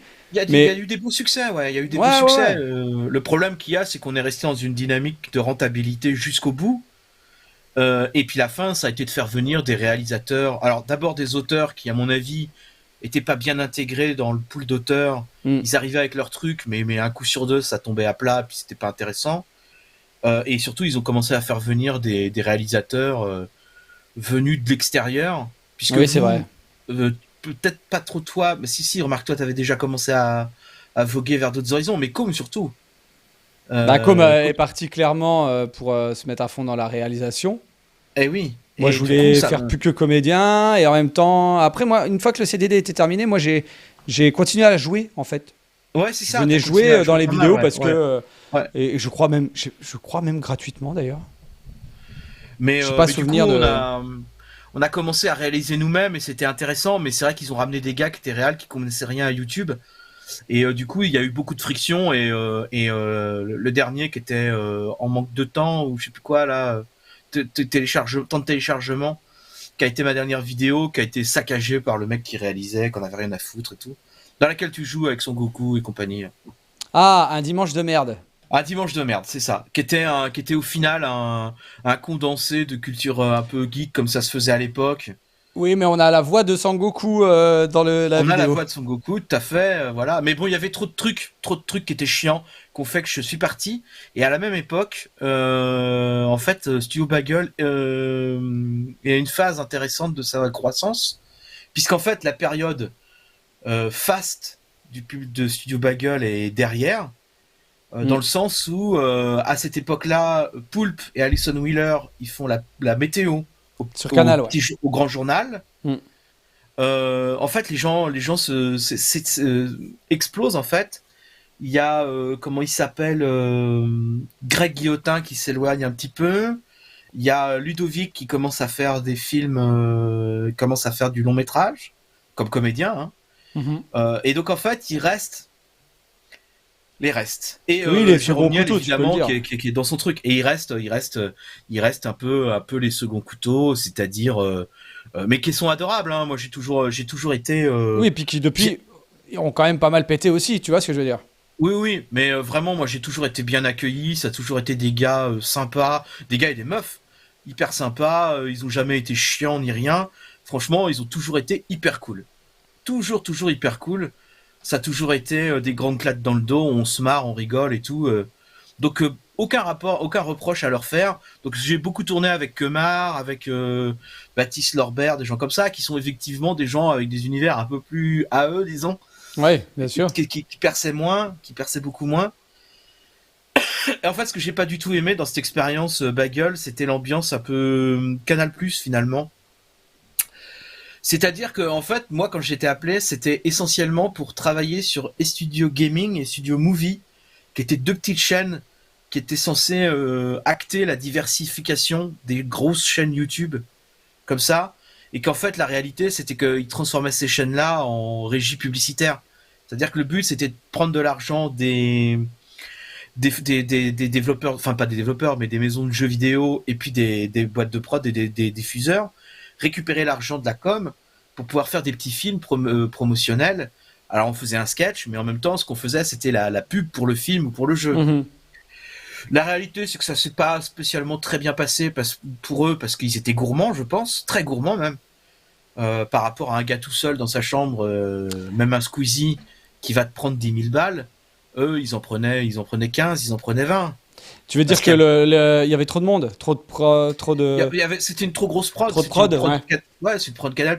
Moi, tous les trucs les plus pourris qu'on a fait pour Studio Gaming, il y avait une équipe avec 2 maquilleuses, un décorateur, le réal, le chef-op, un machiniste. Le truc, c'est qu'en fait, ils engageaient ces gens-là à pas cher parce qu'après, en fait, ils les faisaient tourner sur des trucs de Canal+ à côté, notamment Oui. le petit journal, des choses comme ça.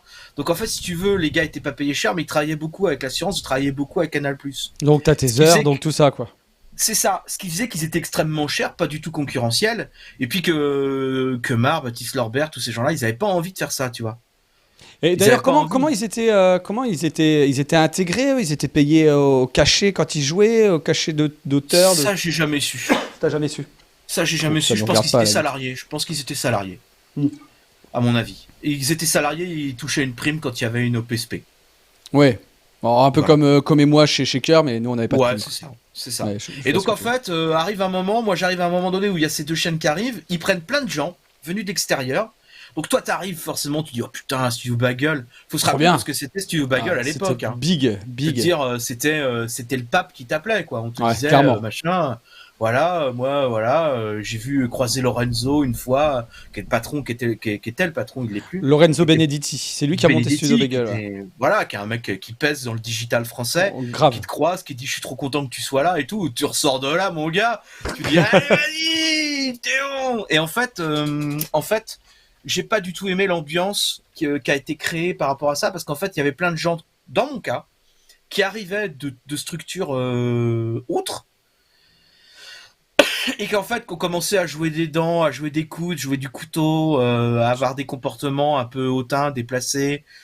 Alors que la réalité, c'est on nous a toujours promis d'être sur Bagel, mais Mm. la réalité, c'est que c'était une méthode canal, c'est qu'on te dit tu seras sur Bagel, mais la réalité, c'est qu'on aurait été que sur les 2 petites chaînes et que à moins d'avoir un coup de Ou peau alors, monumental. ouais, ou alors au fur et à mesure, tu vois, après t'aurais peut-être qu'en restant un peu, tu peux aussi, tu sais, Canal, hein, Sans parce que doute. Bagel puis Canal a quand même un pôle d'auteur, Ouais. je sais plus comment ça s'appelle, mais où il y a les Yes Vous Aime et certains Oui, tout qui ça, viennent bien de. sûr, bien sûr, Donc bien ça sûr. se trouve, ça aurait pu, tu vois, mais Ça après aurait faut pu, aussi. mais l'ambiance m'a pas trop plu et je pense que ça a été assez intéressant en termes de structure, de voir comment des gens pouvaient réagir aussi à ce niveau-là. C'est-à-dire qu'en fait, il y a des types qui sont prêts à tout, quoi. Et ça m'a appris un truc surtout, c'est comment réagir face à ces gens-là et quelle attitude tu dois aborder. Moi, quand on était à Shaker, j'étais très franc du collier. Quand j'avais pas d'idée ou que c'était la galère, je le disais. Je disais ah c'est un peu la galère, machin. Et en fait, j'ai appris là-bas à devenir une espèce d'escroc, quoi. Une espèce d'escroc en disant mon gars, je suis sur un projet, aïe aïe aïe. Super idée de vidéo, et puis il y a Oh rien, là ça, là, tu veux dire. oh là là, je peux pas t'en dire plus, mais franchement, quand ça va être fait, ça va être fait. Et tout le monde disait ça, je peux pas t'en dire plus, ou c'est avec machin, mais Oui. c'était que ça. Donc ça a été Ouais. assez formateur, mais j'y suis pas resté très longtemps, je suis quand même resté 2 ans.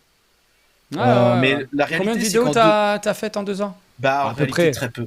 Ouais. Honnêtement, j'en ai fait 5, je pense.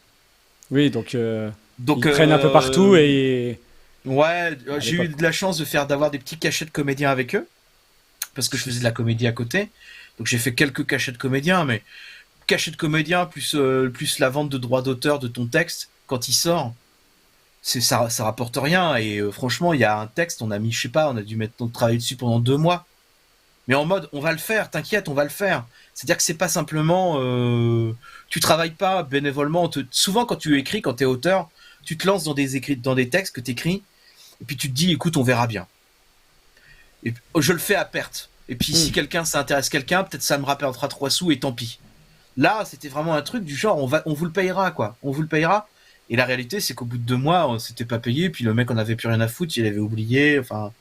Voilà. Donc ça m'a un peu lassé. Donc j'ai arrêté ça. J'ai travaillé très brièvement avec sur la chaîne YouTube de Jamel. C'est vrai? Mais ça, je savais Ouais. pas ça. Très très brièvement, c'est-à-dire que je suis arrivé au mois de juillet avec JB. On est Oui. allé à la Cité du Cinéma. Il me dit il faut que je te présente des gens. Il me présente des gens, je raconte un peu 2-3 idées que j'avais qui étaient marrantes. Le mec me dit c'est hyper drôle, c'est génial, super. Je dis ok, c'est cool. Je dis, bah, c'est quoi la suite? Bah là, nous, on se casse en vacances, donc on se recontacte en septembre. Ok, pas de problème, on se recontacte en septembre. Le 1er septembre, il y a une espèce de réunion, il y a Jamel qui dit, mais c'est encore ouvert ce truc, vous me vendez tout ça. Et donc, moi, j'étais là, prêt à attendre. Attends, comment ça s'appelait? Ah, je sais plus. C'est pas le truc où il y avait Fred Testo? Ah non, c'est pas ça. C'est pas Yuzu et je non, sais pas quoi là. Dimsum. Dimsum. Non, ça c'était la chaîne de Fred Testo. Oui. Ouais. Et ça c'était quelque chose aussi. Donc à ce T'y allé? moment-là. T'as bossé pour Dimsum? Non, j'ai pas travaillé pour eux. Faut pas exagérer. J'ai pas fait tous les clochards de. Non, arrête. Les clochards de J'ai fait YouTube. Shaker. Vraiment... Non, c'était trop bien. C'est vraiment pas C'était bon. une bonne C'est vraiment pas expérience. bon. Alors en fait, c'est pas bon, ça marche, mais moi je trouve, mine de rien, pour l'avoir fait 8 mois chez Shaker, Ouais. c'est quand même cool. Enfin, moi j'étais intégré, donc c'est différent parce qu'on était payé pour aller trouver des idées tous les jours et tourner, tu vois, et monter. Ouais. Donc c'était quand même pas mal. Voilà. Quand t'es Bah, payé, moi, YouTube, quoi qu'il arrive, ça a tu vois été- ce que je veux dire. Ouais, YouTube, ça a été très formateur à tous les niveaux. C'est-à-dire que d'un seul coup, tu deviens. Tu rends concret quelque chose qui ne l'est pas. Souvent, les gens s'imaginent qu'auteur, c'est un petit peu dans les sphères, que c'est pas très pragmatique, c'est un peu, c'est un peu le concours de philo, quoi. Il y a un côté un peu comme ça. Non, en fait, c'est très pragmatique. Il y a des techniques pour pouvoir écrire vite. Il y a une habitude. Il y a une hygiène d'écriture à avoir. Ça t'apprend aussi ce qu'il faut mettre en avant ou pas. C'est-à-dire que faut pas oublier un truc, c'est que être scénariste, parce qu'on dit auteur parce que ça fait chic, mais on est scénariste en l'occurrence, ou auteur de sketch, quoi. Oui, Donc auteur de il y a sketch. y a rien de noble entre guillemets là-dedans. Donc faut pas oublier que tu fais pas de la littérature, qu'il faut être efficace, qu'il faut avoir un sens de la formule. Il y a beaucoup de gens qui en général se disent ah ouais, je pourrais jamais faire auteur parce que ça. La réalité, c'est qu'il y a deux trucs à travailler, c'est ton sens de la formule et la rapidité à laquelle tu écris. Et ça, il y a que ces deux éléments-là qui te permettent, quand tu es auteur, de vraiment travailler. Parce que en fait, moi, tu vois, j'ai travaillé pour TF1 récemment sur un programme. Il y a des auteurs. Qu'on écrit un programme pour TF1, qui est un programme publicitaire. Il est un peu plus que publicitaire, puisqu'en fait, il s'agit de faire la promotion de,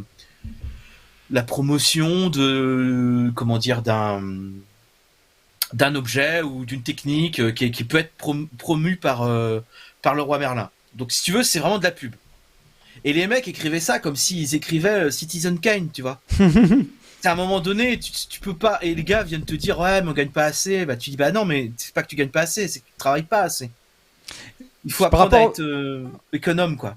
Ouais, Ouais. par rapport au métier d'auteur, Maëla Simon, elle a une question. Est-ce que tu avais une espèce de squelette, un modèle que tu pouvais Non. remplir pour écrire? Tu vois ce que je veux dire? Non, en fait, souvent, alors on l'a fait pour Minos, par exemple. On le faisait pour des programmes comme ça, où on avait des squelettes. Attends, je te perds un peu, quitte pas. Ah, comment ça tu Ah me non, perds c'est bon, le son était Je très m'éloigne. robotique. C'était les Daft Ah, Punk. D'accord. Mais non, en fait, tu peux faire travailler avec un squelette, mais je trouve que ça donne des pas très bonnes habitudes. C'est intéressant quand tu as vraiment un programme où tu sais que à 2 minutes tu vas faire ça, puis à 3 minutes tu dois faire ça. Quand il y a des contraintes. Mais s'il n'y a pas de contraintes, vaut mieux pas faire de squelette. Vaut mieux plutôt trouver un ton et une mélodie. Après, je dis ça, mais chaque auteur a sa méthode. Bah Au justement, c'est quoi ta méthode? Comment t'écris un sketch là, le programme par exemple, on va dire. Le roi Merlin TF1, c'était le truc avec les maisons de Nico ou c'est autre chose? Ouais, c'est ça, ouais, tout Ok. à fait. Donc ça s'appelle c'est pas du côté de chez vous, mais c'est un peu le même Non, délire, ça un peu s'appelle écolo. Habitons demain. Voilà, sur les Habitons habitats de demain. demain. C'est un peu Ouais. en mode podcast. Ouais, tout à fait. Voilà, Nico Mérieux qui. Bah t'as fait la barbe aussi avec lui. J'ai fait la barbe avec lui. Ça, la barbe, ça a été très formateur aussi, puisque quand je quitte Studio Bagel, en fait, je commence à écrire avec Com pour des marques, Boulanger notamment, Castorama. Donc je faisais ça pour NEP, pour quelques boîtes, quelques sociétés de prod dans le Nord. J'ai fait les mêmes. T'as fait les mêmes, tout le monde a fait les mêmes trucs. Et donc je faisais Castorama et un jour je pars avec Nico et Nico me dit écoute, c'était une bi-hebdo. Donc tous les 15 jours, il me dit j'arrive pas à l'écrire, j'en ai marre, j'arrive pas à l'écrire. C'est la Ça, barbe. C'est Hein. un gars.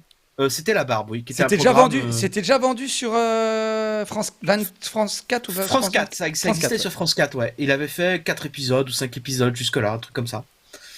Et en fait, donc il me dit ça, et moi je lui dis écoute, si tu veux, je peux t'aider à t'organiser. Et en fait, le duo marche bien. S'il marche si bien que on passe sur France Info. Au moment où France Info se lance, ils avaient une contrainte du CSA qui était de subventionner un programme qui n'était pas que de l'info, donc on faisait un truc d'infotainment, et puis on a fait ça. Voilà. Donc c'était un programme qui était intéressant, et ça nous a beaucoup formé parce que c'était une hebdo, et il faut savoir que donc on sortait le mercredi ou le jeudi, je sais plus. Donc on bossait pas le week-end. Donc on avait grosso modo le vendredi, Nico se remettait en forme. Le samedi, dimanche, on bossait pas. Et ensuite, on devait trouver le sujet le lundi, commencer à écrire dans la foulée, terminer le sketch le mardi pour être tourné le mercredi, monter le mercredi soir et être en diffusion le jeudi.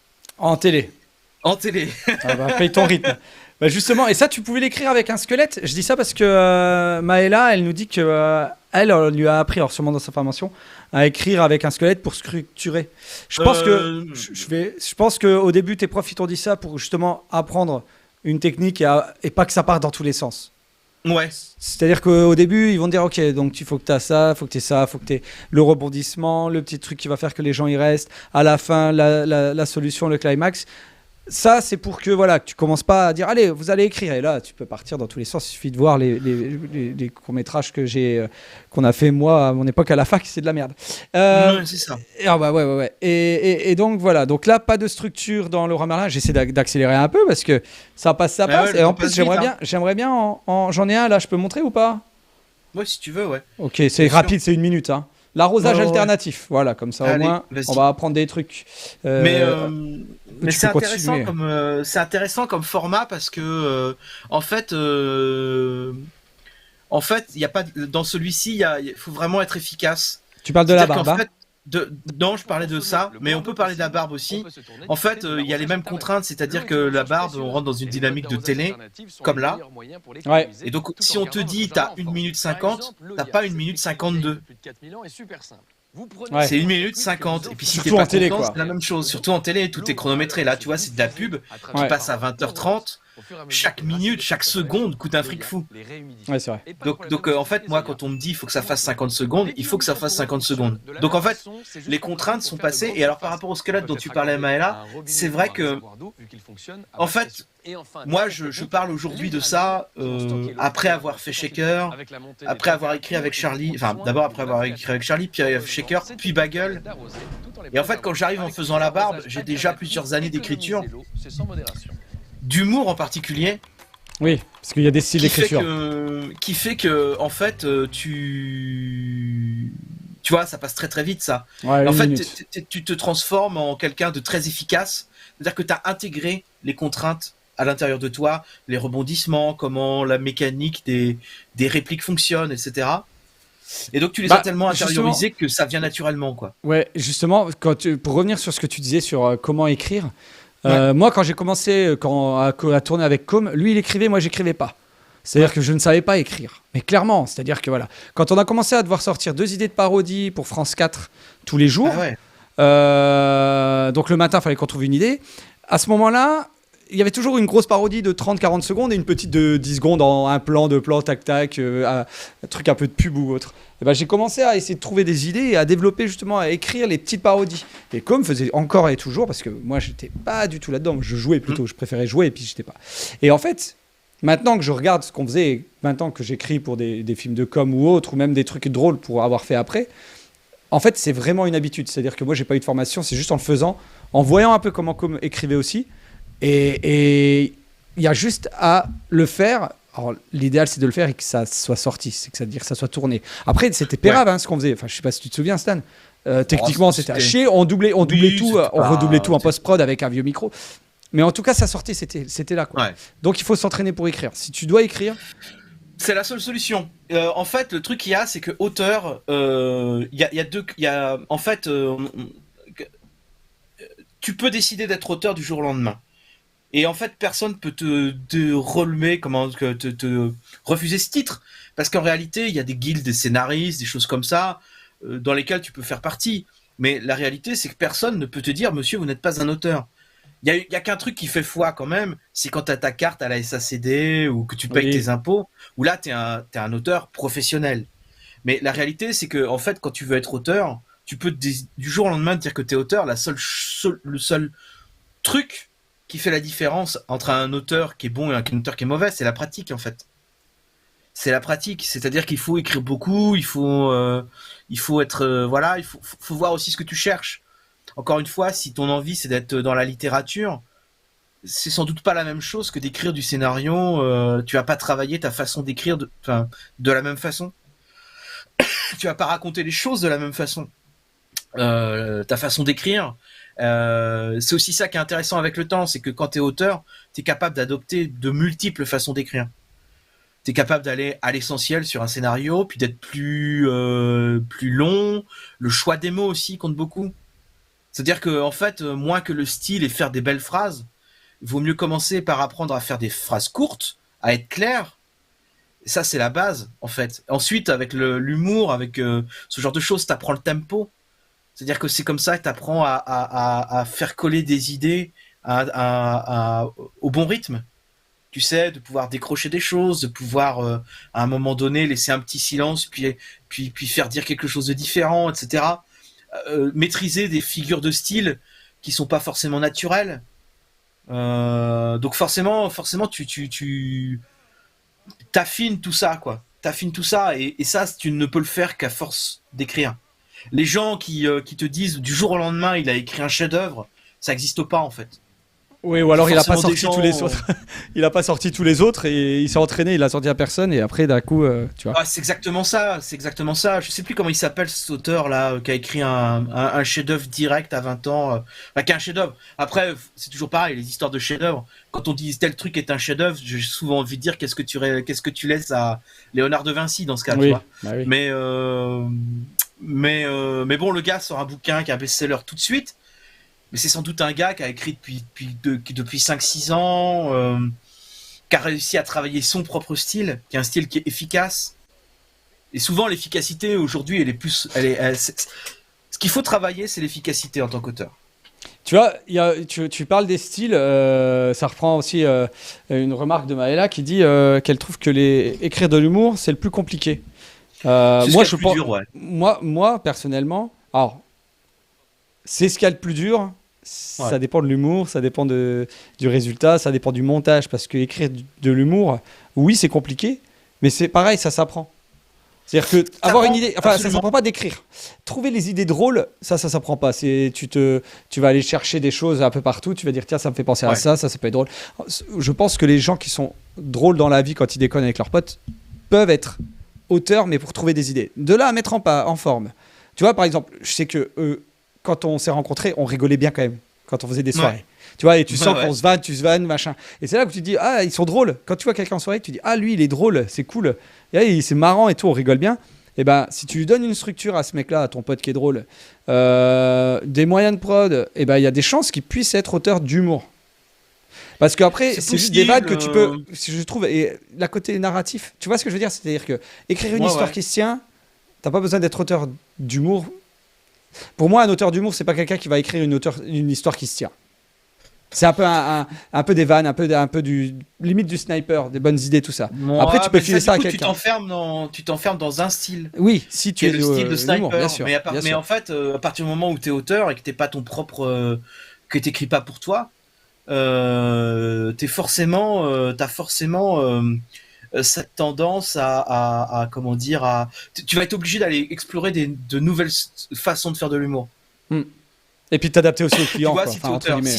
si t'écris pas pour toi, t'es obligé de t'adapter à l'humour de l'autre, et donc t'es obligé d'aller fouiller des trucs. Et c'est évident que moi, l'humour qui me fait rire, c'était pas l'humour de Nico, Non, c'est vrai. qui était très dans la punchline. Il a fallu que j'apprenne à écrire des punchlines. Et en vrai, je suis pas sûr que j'ai réussi à vraiment en écrire beaucoup de bonnes. Ouais. Tu vois, il aurait fallu probablement encore du temps pour pouvoir les travailler. Parce que c'est toujours pareil, c'est hyper dur. Et l'humour, le problème, c'est que l'humour, c'est très subjectif. Bah oui. Ça vieillit pas bien, l'humour, généralement. C'est-à-dire que, en fait, toi, tu peux te dire, mais si, tel truc, c'est drôle. Et en fait, t'es face à quelqu'un qui dit, mais non, moi, pas du tout. Ça me fait pas rire du tout. Bah, on a eu l'exemple, tu sais, le matin, là, quand on regardait le Pas Mal Show, à midi, Ah je veux ouais, dire, ouais. sur les lives, Ouais. il y a, Ouais. il y a Spaceman, enfin, les jeunes se disent, waouh, c'est pas drôle. Maëla trouvait ça nul à chier. Tu peux le dire, Ouais, Maëla. mais Et moi, je ça me peux le faisait comprendre. encore rire. Ça dépend des gens, quoi. Du style. Mais parce qu'on a aussi les souvenirs, quand tu regardais Oui. les vieux, c'est aussi les vannes, on Oui. s'envoyait, on se faisait les répliques, donc il y a la nostalgie qui joue beaucoup. L'humour universel, je pense pas que ça existe vraiment, parce que en réalité, en fait, il y a vraiment, l'humour c'est quelque chose de vraiment très culturel. Par exemple, il y a un truc qui est très intéressant, c'est l'humour canadien, qui est l'humour québécois. Ils sont très forts hein, au Québec, ils font beaucoup ils ont une scène de stand-up qui est énorme, qui est vraiment énorme, et il y a vraiment dedans à boire et à manger. C'est-à-dire qu'il y a t'as vraiment des trucs où tu dis wow, ok d'accord, je comprends rien. À des mecs qui font vraiment de l'humour de style Gad Elmaleh, qui est vraiment de l'humour très passe-partout, Mhm. qui est voilà, qui est de l'humour du quotidien. Par contre, ils font ça en ayant beaucoup d'humour sur eux-mêmes, mais en vannant peu les gens. Et en fait, il y avait un gars qui disait, et je trouve que c'est très juste, par exemple, en France, l'humour est très méchant. On a une tradition de la satire et de l'humour brutal, qui est souvent, on se paye la gueule des gens. Alors, souvent les puissants, mais il y a des dérives. C'est-à-dire qu'en fait, tous ces gens qui nous disent, ouais, on peut plus rien dire, bah en fait non. En fait, c'était des gens qui souvent faisaient des accents. Alors, Mm. accent arabe, Michel Leb. accent noir. Mm. Michel Leb, mais il y en a d'autres, tu vois. C'était des blagues sur les femmes, c'était des blagues sur les gays, enfin, et tu vois, à un moment donné, tu dis, bah les gars, peut-être qu'à un moment donné, peut-être que l'humour qui stigmatise quelqu'un, enfin une communauté dont tu ne fais pas partie, c'est peut-être problématique. Oui, c'est vrai. Faut voir comment tu le fais. C'est-à-dire qu'il y a de l'humour, que tu peux faire de l'humour sur les gays en le faisant bien. En le faisant et puis en le faisant pas de façon lourdon, parce que c'est souvent ça l'humour français, c'est souvent un peu lourdeau, un peu beauf quoi. Parce que pour moi c'est absurde. Ah oui bah et l'absurde c'est un truc qui est très compliqué. Au moment Il y avait où ce- t'as parlé de l'absurde, elle venait de mettre son message. Je me suis dit, putain, il est trop fort. Et il stream ou quoi pour voir le message tout de suite, quoi. Ça coulait de source. Mais ouais, mais c'est vrai que l'absurde, c'est un humour qui est très compliqué. Nous, c'est ce qu'on faisait un peu avec Charlie. C'est un humour qu'a des connaisseurs. Les connaisseurs sont là, font des gorges chaudes en disant oh quel délice, c'est formidable, c'est merveilleux. Oui, tout à fait. Mais en fait, tu remplis jamais de salle, tu fais jamais taper à Bah, personne. Rappelle-toi l'exemple de Tania. Tania, elle faisait son spectacle, Ouais. elle le définissait comme Tania Dutel quand on était chez Shaker, comme de l'absurde. Et c'est vrai que Ouais. ça marchait pas. Et au final, honnêtement, les vannes qu'elle fait maintenant, et maintenant elle cartonne bien. Elle remplit beaucoup de salles et Ah tout. oui, Il y a oui, ça aucun marche problème. bien. Elle est Ouais. déjà dans le gros game des humoristes. Ouais. Et Mais bah elle est très drôle, honnêtement, son spectacle ah est bah très oui, drôle. ouais, mais Ouais. le style est le même. Hein. Le style est le même, mais Moi, la je trouve façon que de l'amener est différente. Oui, le jeu ou tout ça, C'est-à-dire mais que, c'est les mêmes vannes. C'est de ouais. l'absurde aussi, tu vois. Enfin, tu vois ce que je veux dire? Oui, mais c'est ce que tu disais tout à l'heure par rapport à l'auteur d'humour, c'est-à-dire qu'auteur d'humour, tu n'es jamais tout seul. Tu peux être le meilleur auteur d'humour si t'es servi, si ta vanne est servie par un con qui savonne ton texte. Genre, par exemple, un gars qui ferait des bonnes vannes dans un chat et le gars qui est censé la lire à haute voix, qui ne sait pas lire et qui rate le jeu de mots, forcément c'est problématique. J'ai fait ça. C'était quoi le premier où on parle la bouche pleine, je pense. J'ai fait Ah ça, oui, mais ouais. 5 fois. Ouais. Toutes tes vannes, en plus, c'était avec comme toutes tes vannes, je les ai Toutes foirées. les vannes étaient ratées. Mais bon, c'est C'était pas grave. c'était le Mais je veux stress. dire, C'était le stress. souvent c'est problématique par rapport à ça. Donc c'est vrai que auteur d'humour c'est compliqué. Puis c'est vrai que c'est pas quelque chose que j'ai envie de faire encore aujourd'hui. Je pense qu'en fait l'humour c'est très épuisant. Mm. Et il faut à un moment donné, soit tu restes dans cette espèce de circuit et tu ne fais que de l'humour, soit t'en fais pas. Et moi c'est une parenthèse amusante que je reprends avec plaisir. Mais de temps en temps, mais je préfère être drôle dans la vie que drôle en texte. C'est beau Par ça. contre, ça donne bah ouais, mais ça te donne une vraie force, c'est que ça te permet de mettre de l'esprit. Mm. Et ça, les clients aiment l'esprit. Parce que quand les gens te disent on veut quelque chose de décalé, il faut quelque chose de marrant, faut C'est pas faux. oublier que pour eux, simplement dire Janine de la Conta, ça les fait hurler de rire. Oui, C'est-à-dire qu'on est t'as encore raison. avec on parle à des gens, c'est pas pour être hautain. D'ailleurs, c'est pas une remarque ad hominem dans le sens où c'est pas le client qui fait la remarque, c'est l'entreprise dans ce qu'elle est comme entité. Mm. Les entités comme les entreprises, ce qui leur fait marrer encore, c'est Chirac, crac, la culotte à Madonna, quoi. C'est vraiment ça. Non mais c'est vraiment ça. Et c'est vrai, t'as raison. Salut Lionel. Ah, Les- Lionel. ces entités-là, souvent, c'est ça leur max, tu vois. C'est vraiment ça. C'est-à-dire que t'as des gens, t'as un gap énorme entre les plus vieux et les plus jeunes. Et quand t'es obligé de plaire à tout le monde, tu peux pas aller trop dans l'humour. Et en plus, les difficultés aussi, alors je sais pas si tu as déjà eu ça avec tes clients, mais moi ça m'est déjà arrivé, c'est qu'ils ont une cible, ils veulent toucher les jeunes, ils te disent tu peux faire de l'humour, donc là tu dis oh putain, jeune humour internet, allez on va essayer de faire un truc cool pour une entreprise ou alors une collectivité locale, ce qui est encore pire, c'est l'État et tout, tu dis ah c'est cool, ils ont envie de communiquer différemment. Et en fait, tu essaies de faire un truc un peu drôle. Alors déjà, tu as 37 ans comme moi, tu te dis est-ce que je vais faire rire les 25 ans? Je suis pas sûr. C'est pas garanti, à un moment donné. Voilà. Et ils te cassent tout. C'est-à-dire qu'ils vont dire non, mais ça, non, pas nous. Bon, bah écoutez, les gars, restez sur ce que vous faites. Et en final, le produit qu'on leur livre, parce que c'est eux qui payent, à un moment donné, il faut aussi essayer. Il faut se battre dans ses idées quand tu es en face d'un client. Mais des fois, il faut aussi dire ok, allez, j'ai tout essayé, vous n'avez pas compris que c'était ce qu'il vous fallait, bon, bah, je vais faire ce que vous voulez. Et ils seront très contents, et ils vont te rappeler après. Et du coup, souvent, bah, c'est moins drôle que ce qu'ils pensaient, ou ce que toi tu pensais quand ils t'ont dit jeune, drôle, tu pensais à un truc vraiment cool. Puis en fait, eux, ça leur suffit. C'est pas drôle du tout. C'est vraiment pas drôle. Max Q qui nous dit bien sûr que Stan, il est ultra drôle sur un trajet Dordogne-Paris en commentant chacune des aires d'autoroute. Moi, je veux un live de ça. Non, mais attends, le truc le plus drôle que tu nous as fait, c'est en vacances. De chants médiévaux. Ah oui, bah oui. Ah, il nous a fait une impro sur le générique des grosses têtes. Des grosses têtes. On l'a pas filmé, ça. Intro complète. Ah, c'était magique. Les gens l'ont vécu, vous l'avez vécu, c'est important. Non, mais tu vois, je pense que c'est ça qui est important, c'est-à-dire qu'au final, c'est vraiment je pense que c'est une habileté qu'il faut travailler au quotidien. Ouais. C'est vraiment le truc. Maxime a tout noté, il a tout scripté, mais ça c'est son côté journaliste. Faut avoir, en fait, tu vois, auteur, c'est un truc, si tu peux pas vraiment t'arrêter de l'être. Si t'arrêtes définitivement, bah t'arrêtes, et d'un coup tu vas perdre très très vite en fait. Donc faut pas s'arrêter, même je pense que même quand c'est souvent déprimant, parce que la réalité c'est que il y a 1% de ce que tu produis dans ta vie qui va sortir, mais faut pas s'arrêter, ou alors faut s'arrêter pour de bon. J'irai même plus loin, alors c'est pas moi, je vais paraphraser Ken Kojandi qui dit qu'un auteur sans deadline, c'est un auteur au chômage. Un auteur sans deadline est un auteur au chômage. Et ça, on l'a pas abordé, on va pas avoir le temps de l'aborder, mais la façon dont on travaille quand il faut rendre quelque chose, c'est-à-dire qu'en fait, c'est comme un réalisateur ou un monteur, tant qu'on te dit pas c'est bon, t'as fini, là, c'est bon, va pas plus loin, c'est bien. Toi, t'auras toujours envie de continuer, de changer, de machin. Ouais, oui, après, moi c'est comme ça que je vois le truc. Une méthode de travail qui est très rapide en fait. C'est-à-dire que en fait, généralement, je passe 1 heure à réfléchir comme ça, à glandouiller, à faire d'autres trucs, à regarder YouTube. Et puis en fait, je fais en sorte que la musique de ce que je veux raconter vienne dans ma tête. Et quand j'ai la musique, en fait, le texte il sort en très très peu de temps. Comment tu l'expliques ça? Comment tu l'expliques ça? Bonne question. L'habitude, je pense. L'habitude, c'est-à-dire qu'en fait, je pense que ce parcours chaotique qui a fait que je suis parti du théâtre, donc l'habitude de parler, de jouer en fait. Je sais jouer, je sais réaliser, je sais faire des images.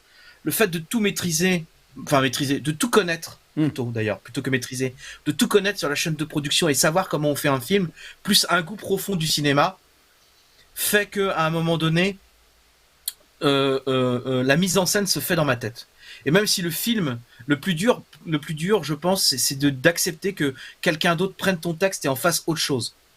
Mais ça, c'est un effort qu'il faut faire dès le début. C'est-à-dire que j'en parlais avec une collègue à moi qui était débutante. Je dis, si tu crois que le réalisateur à qui tu donnes ton texte, il va avoir des scrupules à modifier une virgule ou un point, et que tu pleures si ça arrive, change de métier, quoi. Parce qu'en fait, même que t'es auteur, même Maxime Chatham, même Marc Lévy, son éditeur, il lui dit, dis donc, Coco, ta dernière phrase, faudrait que tu la réécrives parce que c'est de la merde. Et le gars, il dit, ah ouais, peut-être bien, ouais. Et puis il met quelque chose de bateau à la place, qui veut dire la même chose. Mais l'important, c'est de travailler vite, je pense, pour pas s'épuiser, pour pouvoir revenir ensuite si jamais il y a besoin de modifier. Et pouvoir faire autant d'itérations que possible. Faut pas être feignant par rapport à ça. C'est-à-dire qu'à un moment donné, s'il faut 15 versions, eh ben, il faut 15 versions. Ouais. Et si ça te déprime de marquer version 15, bah, tu mets pas version 15, tu mets nouvelle version, et puis tu changes la nouvelle version à chaque fois. Ou alors tu travailles sur doc, et puis tu mets à jour. Comme ça, on voit pas que c'est la version 15. Mais à un moment donné, juste auteur, c'est un travail de couturier, quoi. C'est un travail de couturier, c'est-à-dire que c'est vraiment pas un travail de poète, en particulier scénariste ou concepteur, tu vois. C'est pas un travail de poète, quoi. Ce qu'on te demande, c'est ce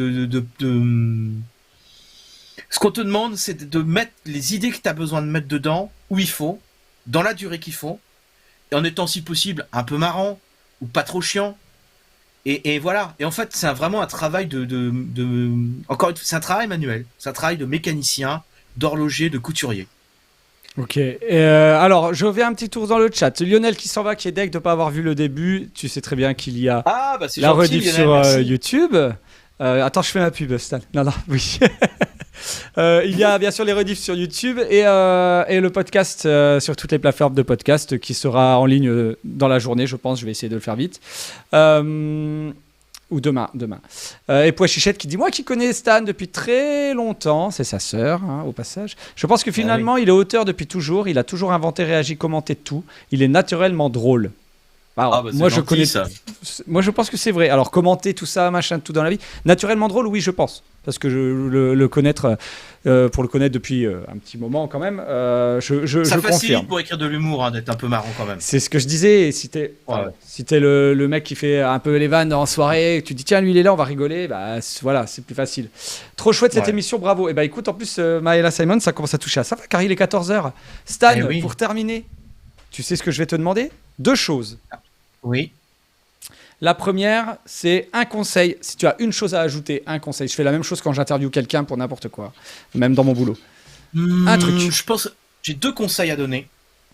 Le premier, c'est de pas se dire que c'est pas possible. Faut pas avoir peur de se planter. Tout le monde se plante. Donc en vrai, si demain t'as envie d'être auteur, t'as envie d'être drôle, tente le truc, montre-le à des gens. Si c'est pas drôle, les gens sauront dire pourquoi c'est pas drôle. Il y a du bénéfice à tirer de partout, et même des semi-échecs, comme on en a connu pas mal, peuvent t'amener, en fait, te construisent au final la personne que tu es à la fin, et font de toi un vrai professionnel. Donc faut pas avoir peur de se revendiquer. Ah, ça rame, on dirait. Ouais, Ça, faut attends, pas quitte avoir- pas, hop, parce que ça, Faut c'est pas- intéressant. Je vais juste baisser un peu faut- le débit, bouge pas. Hein. Je pense qu'il faut hop. pas avoir peur de se dire professionnel et de faire des erreurs. Et la deuxième chose, c'est d'être cool. C'est d'être la personne cool et sympa. Faut pas être, en particulier quand tu débutes. Moi, j'étais un peu comme ça au début. Hein. Ma carrière d'électricien, je l'ai ratée pour ça. C'est que j'étais le mec que ça faisait chier, que tout faisait chier. Et si tu veux, à un moment donné, même si t'es marrant, t'es sympa, tout ça, ça se sent. Que quand on te dit, ah, par contre, on va finir à 19h, t'es là, tu fais... Pff. Bon. Et c'est d'autant plus vrai quand t'es dans la pub ou dans l'audiovisuel, qui est un petit milieu où tu finis toujours par avoir besoin de quelqu'un. Si t'es le gars cool, qui est marrant, sans être dans l'exubérance, hein. Moi je suis un peu exubérant, donc forcément ça marque les esprits, mais si t'es quelqu'un, la personne sympa et marrante, qui arrange toujours qui s'arrange pour faciliter les choses, qui est pas un frein, c'est une autre bonne chose, quoi, je pense. Voilà, mes 2 conseils. Et écrire, pour ceux qui veulent écrire, faut jamais s'arrêter d'écrire, même si c'est ça dégage. Moi j'ai écrit des blogs, des billets que personne lisait, enfin que peu de gens lisaient. 6 mois. C'est pas grave. C'est pas grave. Il faut écrire, même si c'est pour personne, il faut écrire, ça fait pas de mal. Et ça vous entraînera aussi. Moi, ça dégage, Il je faut te dis, s'entraîner, j'ai essayé de le vendre à des gens. Hein. J'ai dit, regarde, c'est trop bien. Hein. Ouais. Je sais bien. Mais après, ça plaît pas, c'est pas le problème. C'est que quand t'es auteur, il faut jamais s'arrêter parce qu'après, tu perds en fluidité. C'est vraiment de l'art oratoire à l'écrit. Il y a des cœurs dans le chat. Allez-y, balancez des gros cœurs pour ce que vient de dire Stan parce que c'était vraiment chouette. Vraiment, c'est bien. L'émission touche à sa fin, vous le savez. Je vais demander la dernière question et la dernière chose à mon invité. C'est de tout simplement inviter quelqu'un face caméra à venir dans On parle la bouche pleine, qui tu veux, dans le domaine si possible, et à lui dire pourquoi il faut qu'il vienne, tout simplement. Eh bien, ça tombe bien parce qu'il est dans le chat. Moi, je voudrais voir Max Q. Parce qu'en fait, je suis passionné de journalisme. Je suis un journaliste frustré. Et je voudrais savoir comment on devient journaliste comment on arrive à grappiller petit à petit. Et surtout, ce qui est intéressant, je pense, c'est comment on fait vivre un journal dans dans la presse quotidienne régionale, qui est un truc qu'on connaît trop peu. On connaît le Figaro, le Monde, mais la presse quotidienne régionale, c'est une source d'information infinie. Et j'aimerais que Maxime nous en parle. Et comment la presse quotidienne régionale aborde la dématérialisation du journal, le monde qui s'approche, voilà, tout ça. Bah écoutez... Oh, je t'ai kill, excuse-moi. Non, t'inquiète, c'est tout ce que j'avais à dire. Je disais donc que ça tombe très bien, Max Q est là, donc je vais pas t'envoyer la vidéo en privé. Et puis Max Q, il est responsable vidéo éditorial du web du groupe La Voix. Donc tu vois, tu parles de transition en tant que journaliste quand même, mais en tant que de transition vers le digital, il est au cœur du problème. Il est parfait. Donc il va pouvoir nous en parler. En plus d'être un être humain parfait. Oui, mais ça on le sait tous d'ailleurs, Maxime. Ça suce un peu les cœurs dans le chat, les trop intéressants, j'adore. Qu'est-ce que c'est que cette émission? Ah bah écoute, j'avoue que là c'était beaucoup de bienveillance, beaucoup de bons mots. J'ai passé un très bon moment, j'espère que toi aussi. Moi aussi, énormément, ça m'a fait très plaisir. Est-ce que tu as eu le temps de manger avec tout ça? J'ai pas mangé, mais en même temps, si j'avais mangé, j'aurais pas eu le temps de dire ce qu'on a dit et on n'a pas tout dit. Non, mais tu sais quoi? Je pense que là, les 4 invités que j'ai eus, t'es le 4e, je pense que je peux vous faire revenir tous les 4 au moins une fois pendant encore 1h30 sans souci. Et je pense que ça se quand même pas mal dans cette émission. Tu vois, on voit que Maxime Cuvier est un journaliste, il s'autocensure. Ah, il veut pas se faire ban, hein. Ça. Il veut pas se faire mal. Bon, Maxime, je t'envoie pas, mais bon, tu vas venir. De toute façon, t'as pas le choix là. Voilà, quand tu auras récupéré. J'espère que, sans trahir ta vie privée, j'espère que tout va bien et que tu dors. Voilà, pas d'indice. Voilà, on se calera un petit moment. Merci Stan. Je sais jamais Avec comment plaisir. terminer mes émissions, mais si, ça y est, je me rappelle. Parce que ça, c'est pour la rediff et le podcast. Donc, si vous nous... Déjà, si vous nous voyez en rediff ou en podcast ou vous nous écoutez, merci beaucoup. J'espère que ça vous a plu. Si ce live vous a plu, si cette rediffusion vous a plu, si ce podcast vous a plu, la seule chose que vous pouvez faire, c'est pas mettre un like sous le podcast, c'est en parler aux gens. Donc, parlez-en à vos amis. Partagez-le sur Facebook comme moi parce que vous êtes un boomer. Partagez-le sur Insta quand je fais une petite story. Allez suivre mes réseaux sociaux. Vous pouvez aussi pour savoir quand je suis en live, quand On parle la bouche pleine. On parle la bouche pleine qui est quand même une émission qui parle des parcours des gens. Et maintenant disponible sur LinkedIn, enfin un compte LinkedIn, une page LinkedIn. Donc là-dessus, vous allez vraiment avoir que du on parle la bouche pleine. En gros, hein, si tu écoutes ça et que tu n'as pas envie de me voir écouter... de jouer à Hogwarts Legacy, va pas voir Toutoun, hein. Tu vas sur LinkedIn, là t'auras que du on parle la bouche pleine, mais tu peux quand même venir jouer avec moi à Fortnite parce que des fois c'est rigolo. Et puis on rigole bien, Stan. Lâchez votre petit commentaire sous la vidéo, sous la vidéo LinkedIn. Voilà. Vous mettez un petit commentaire, même excellent, j'adore XPTDR, ça sera parfait. C'est pour le référencement, merci. Voilà, c'est son métier, alors il sait. et autre chose aussi, merci à tous d'être venus tout simplement ici en direct, parce que encore une fois, je l'ai dit au début, si je le fais en direct, c'est pour que vous puissiez échanger avec mon invité.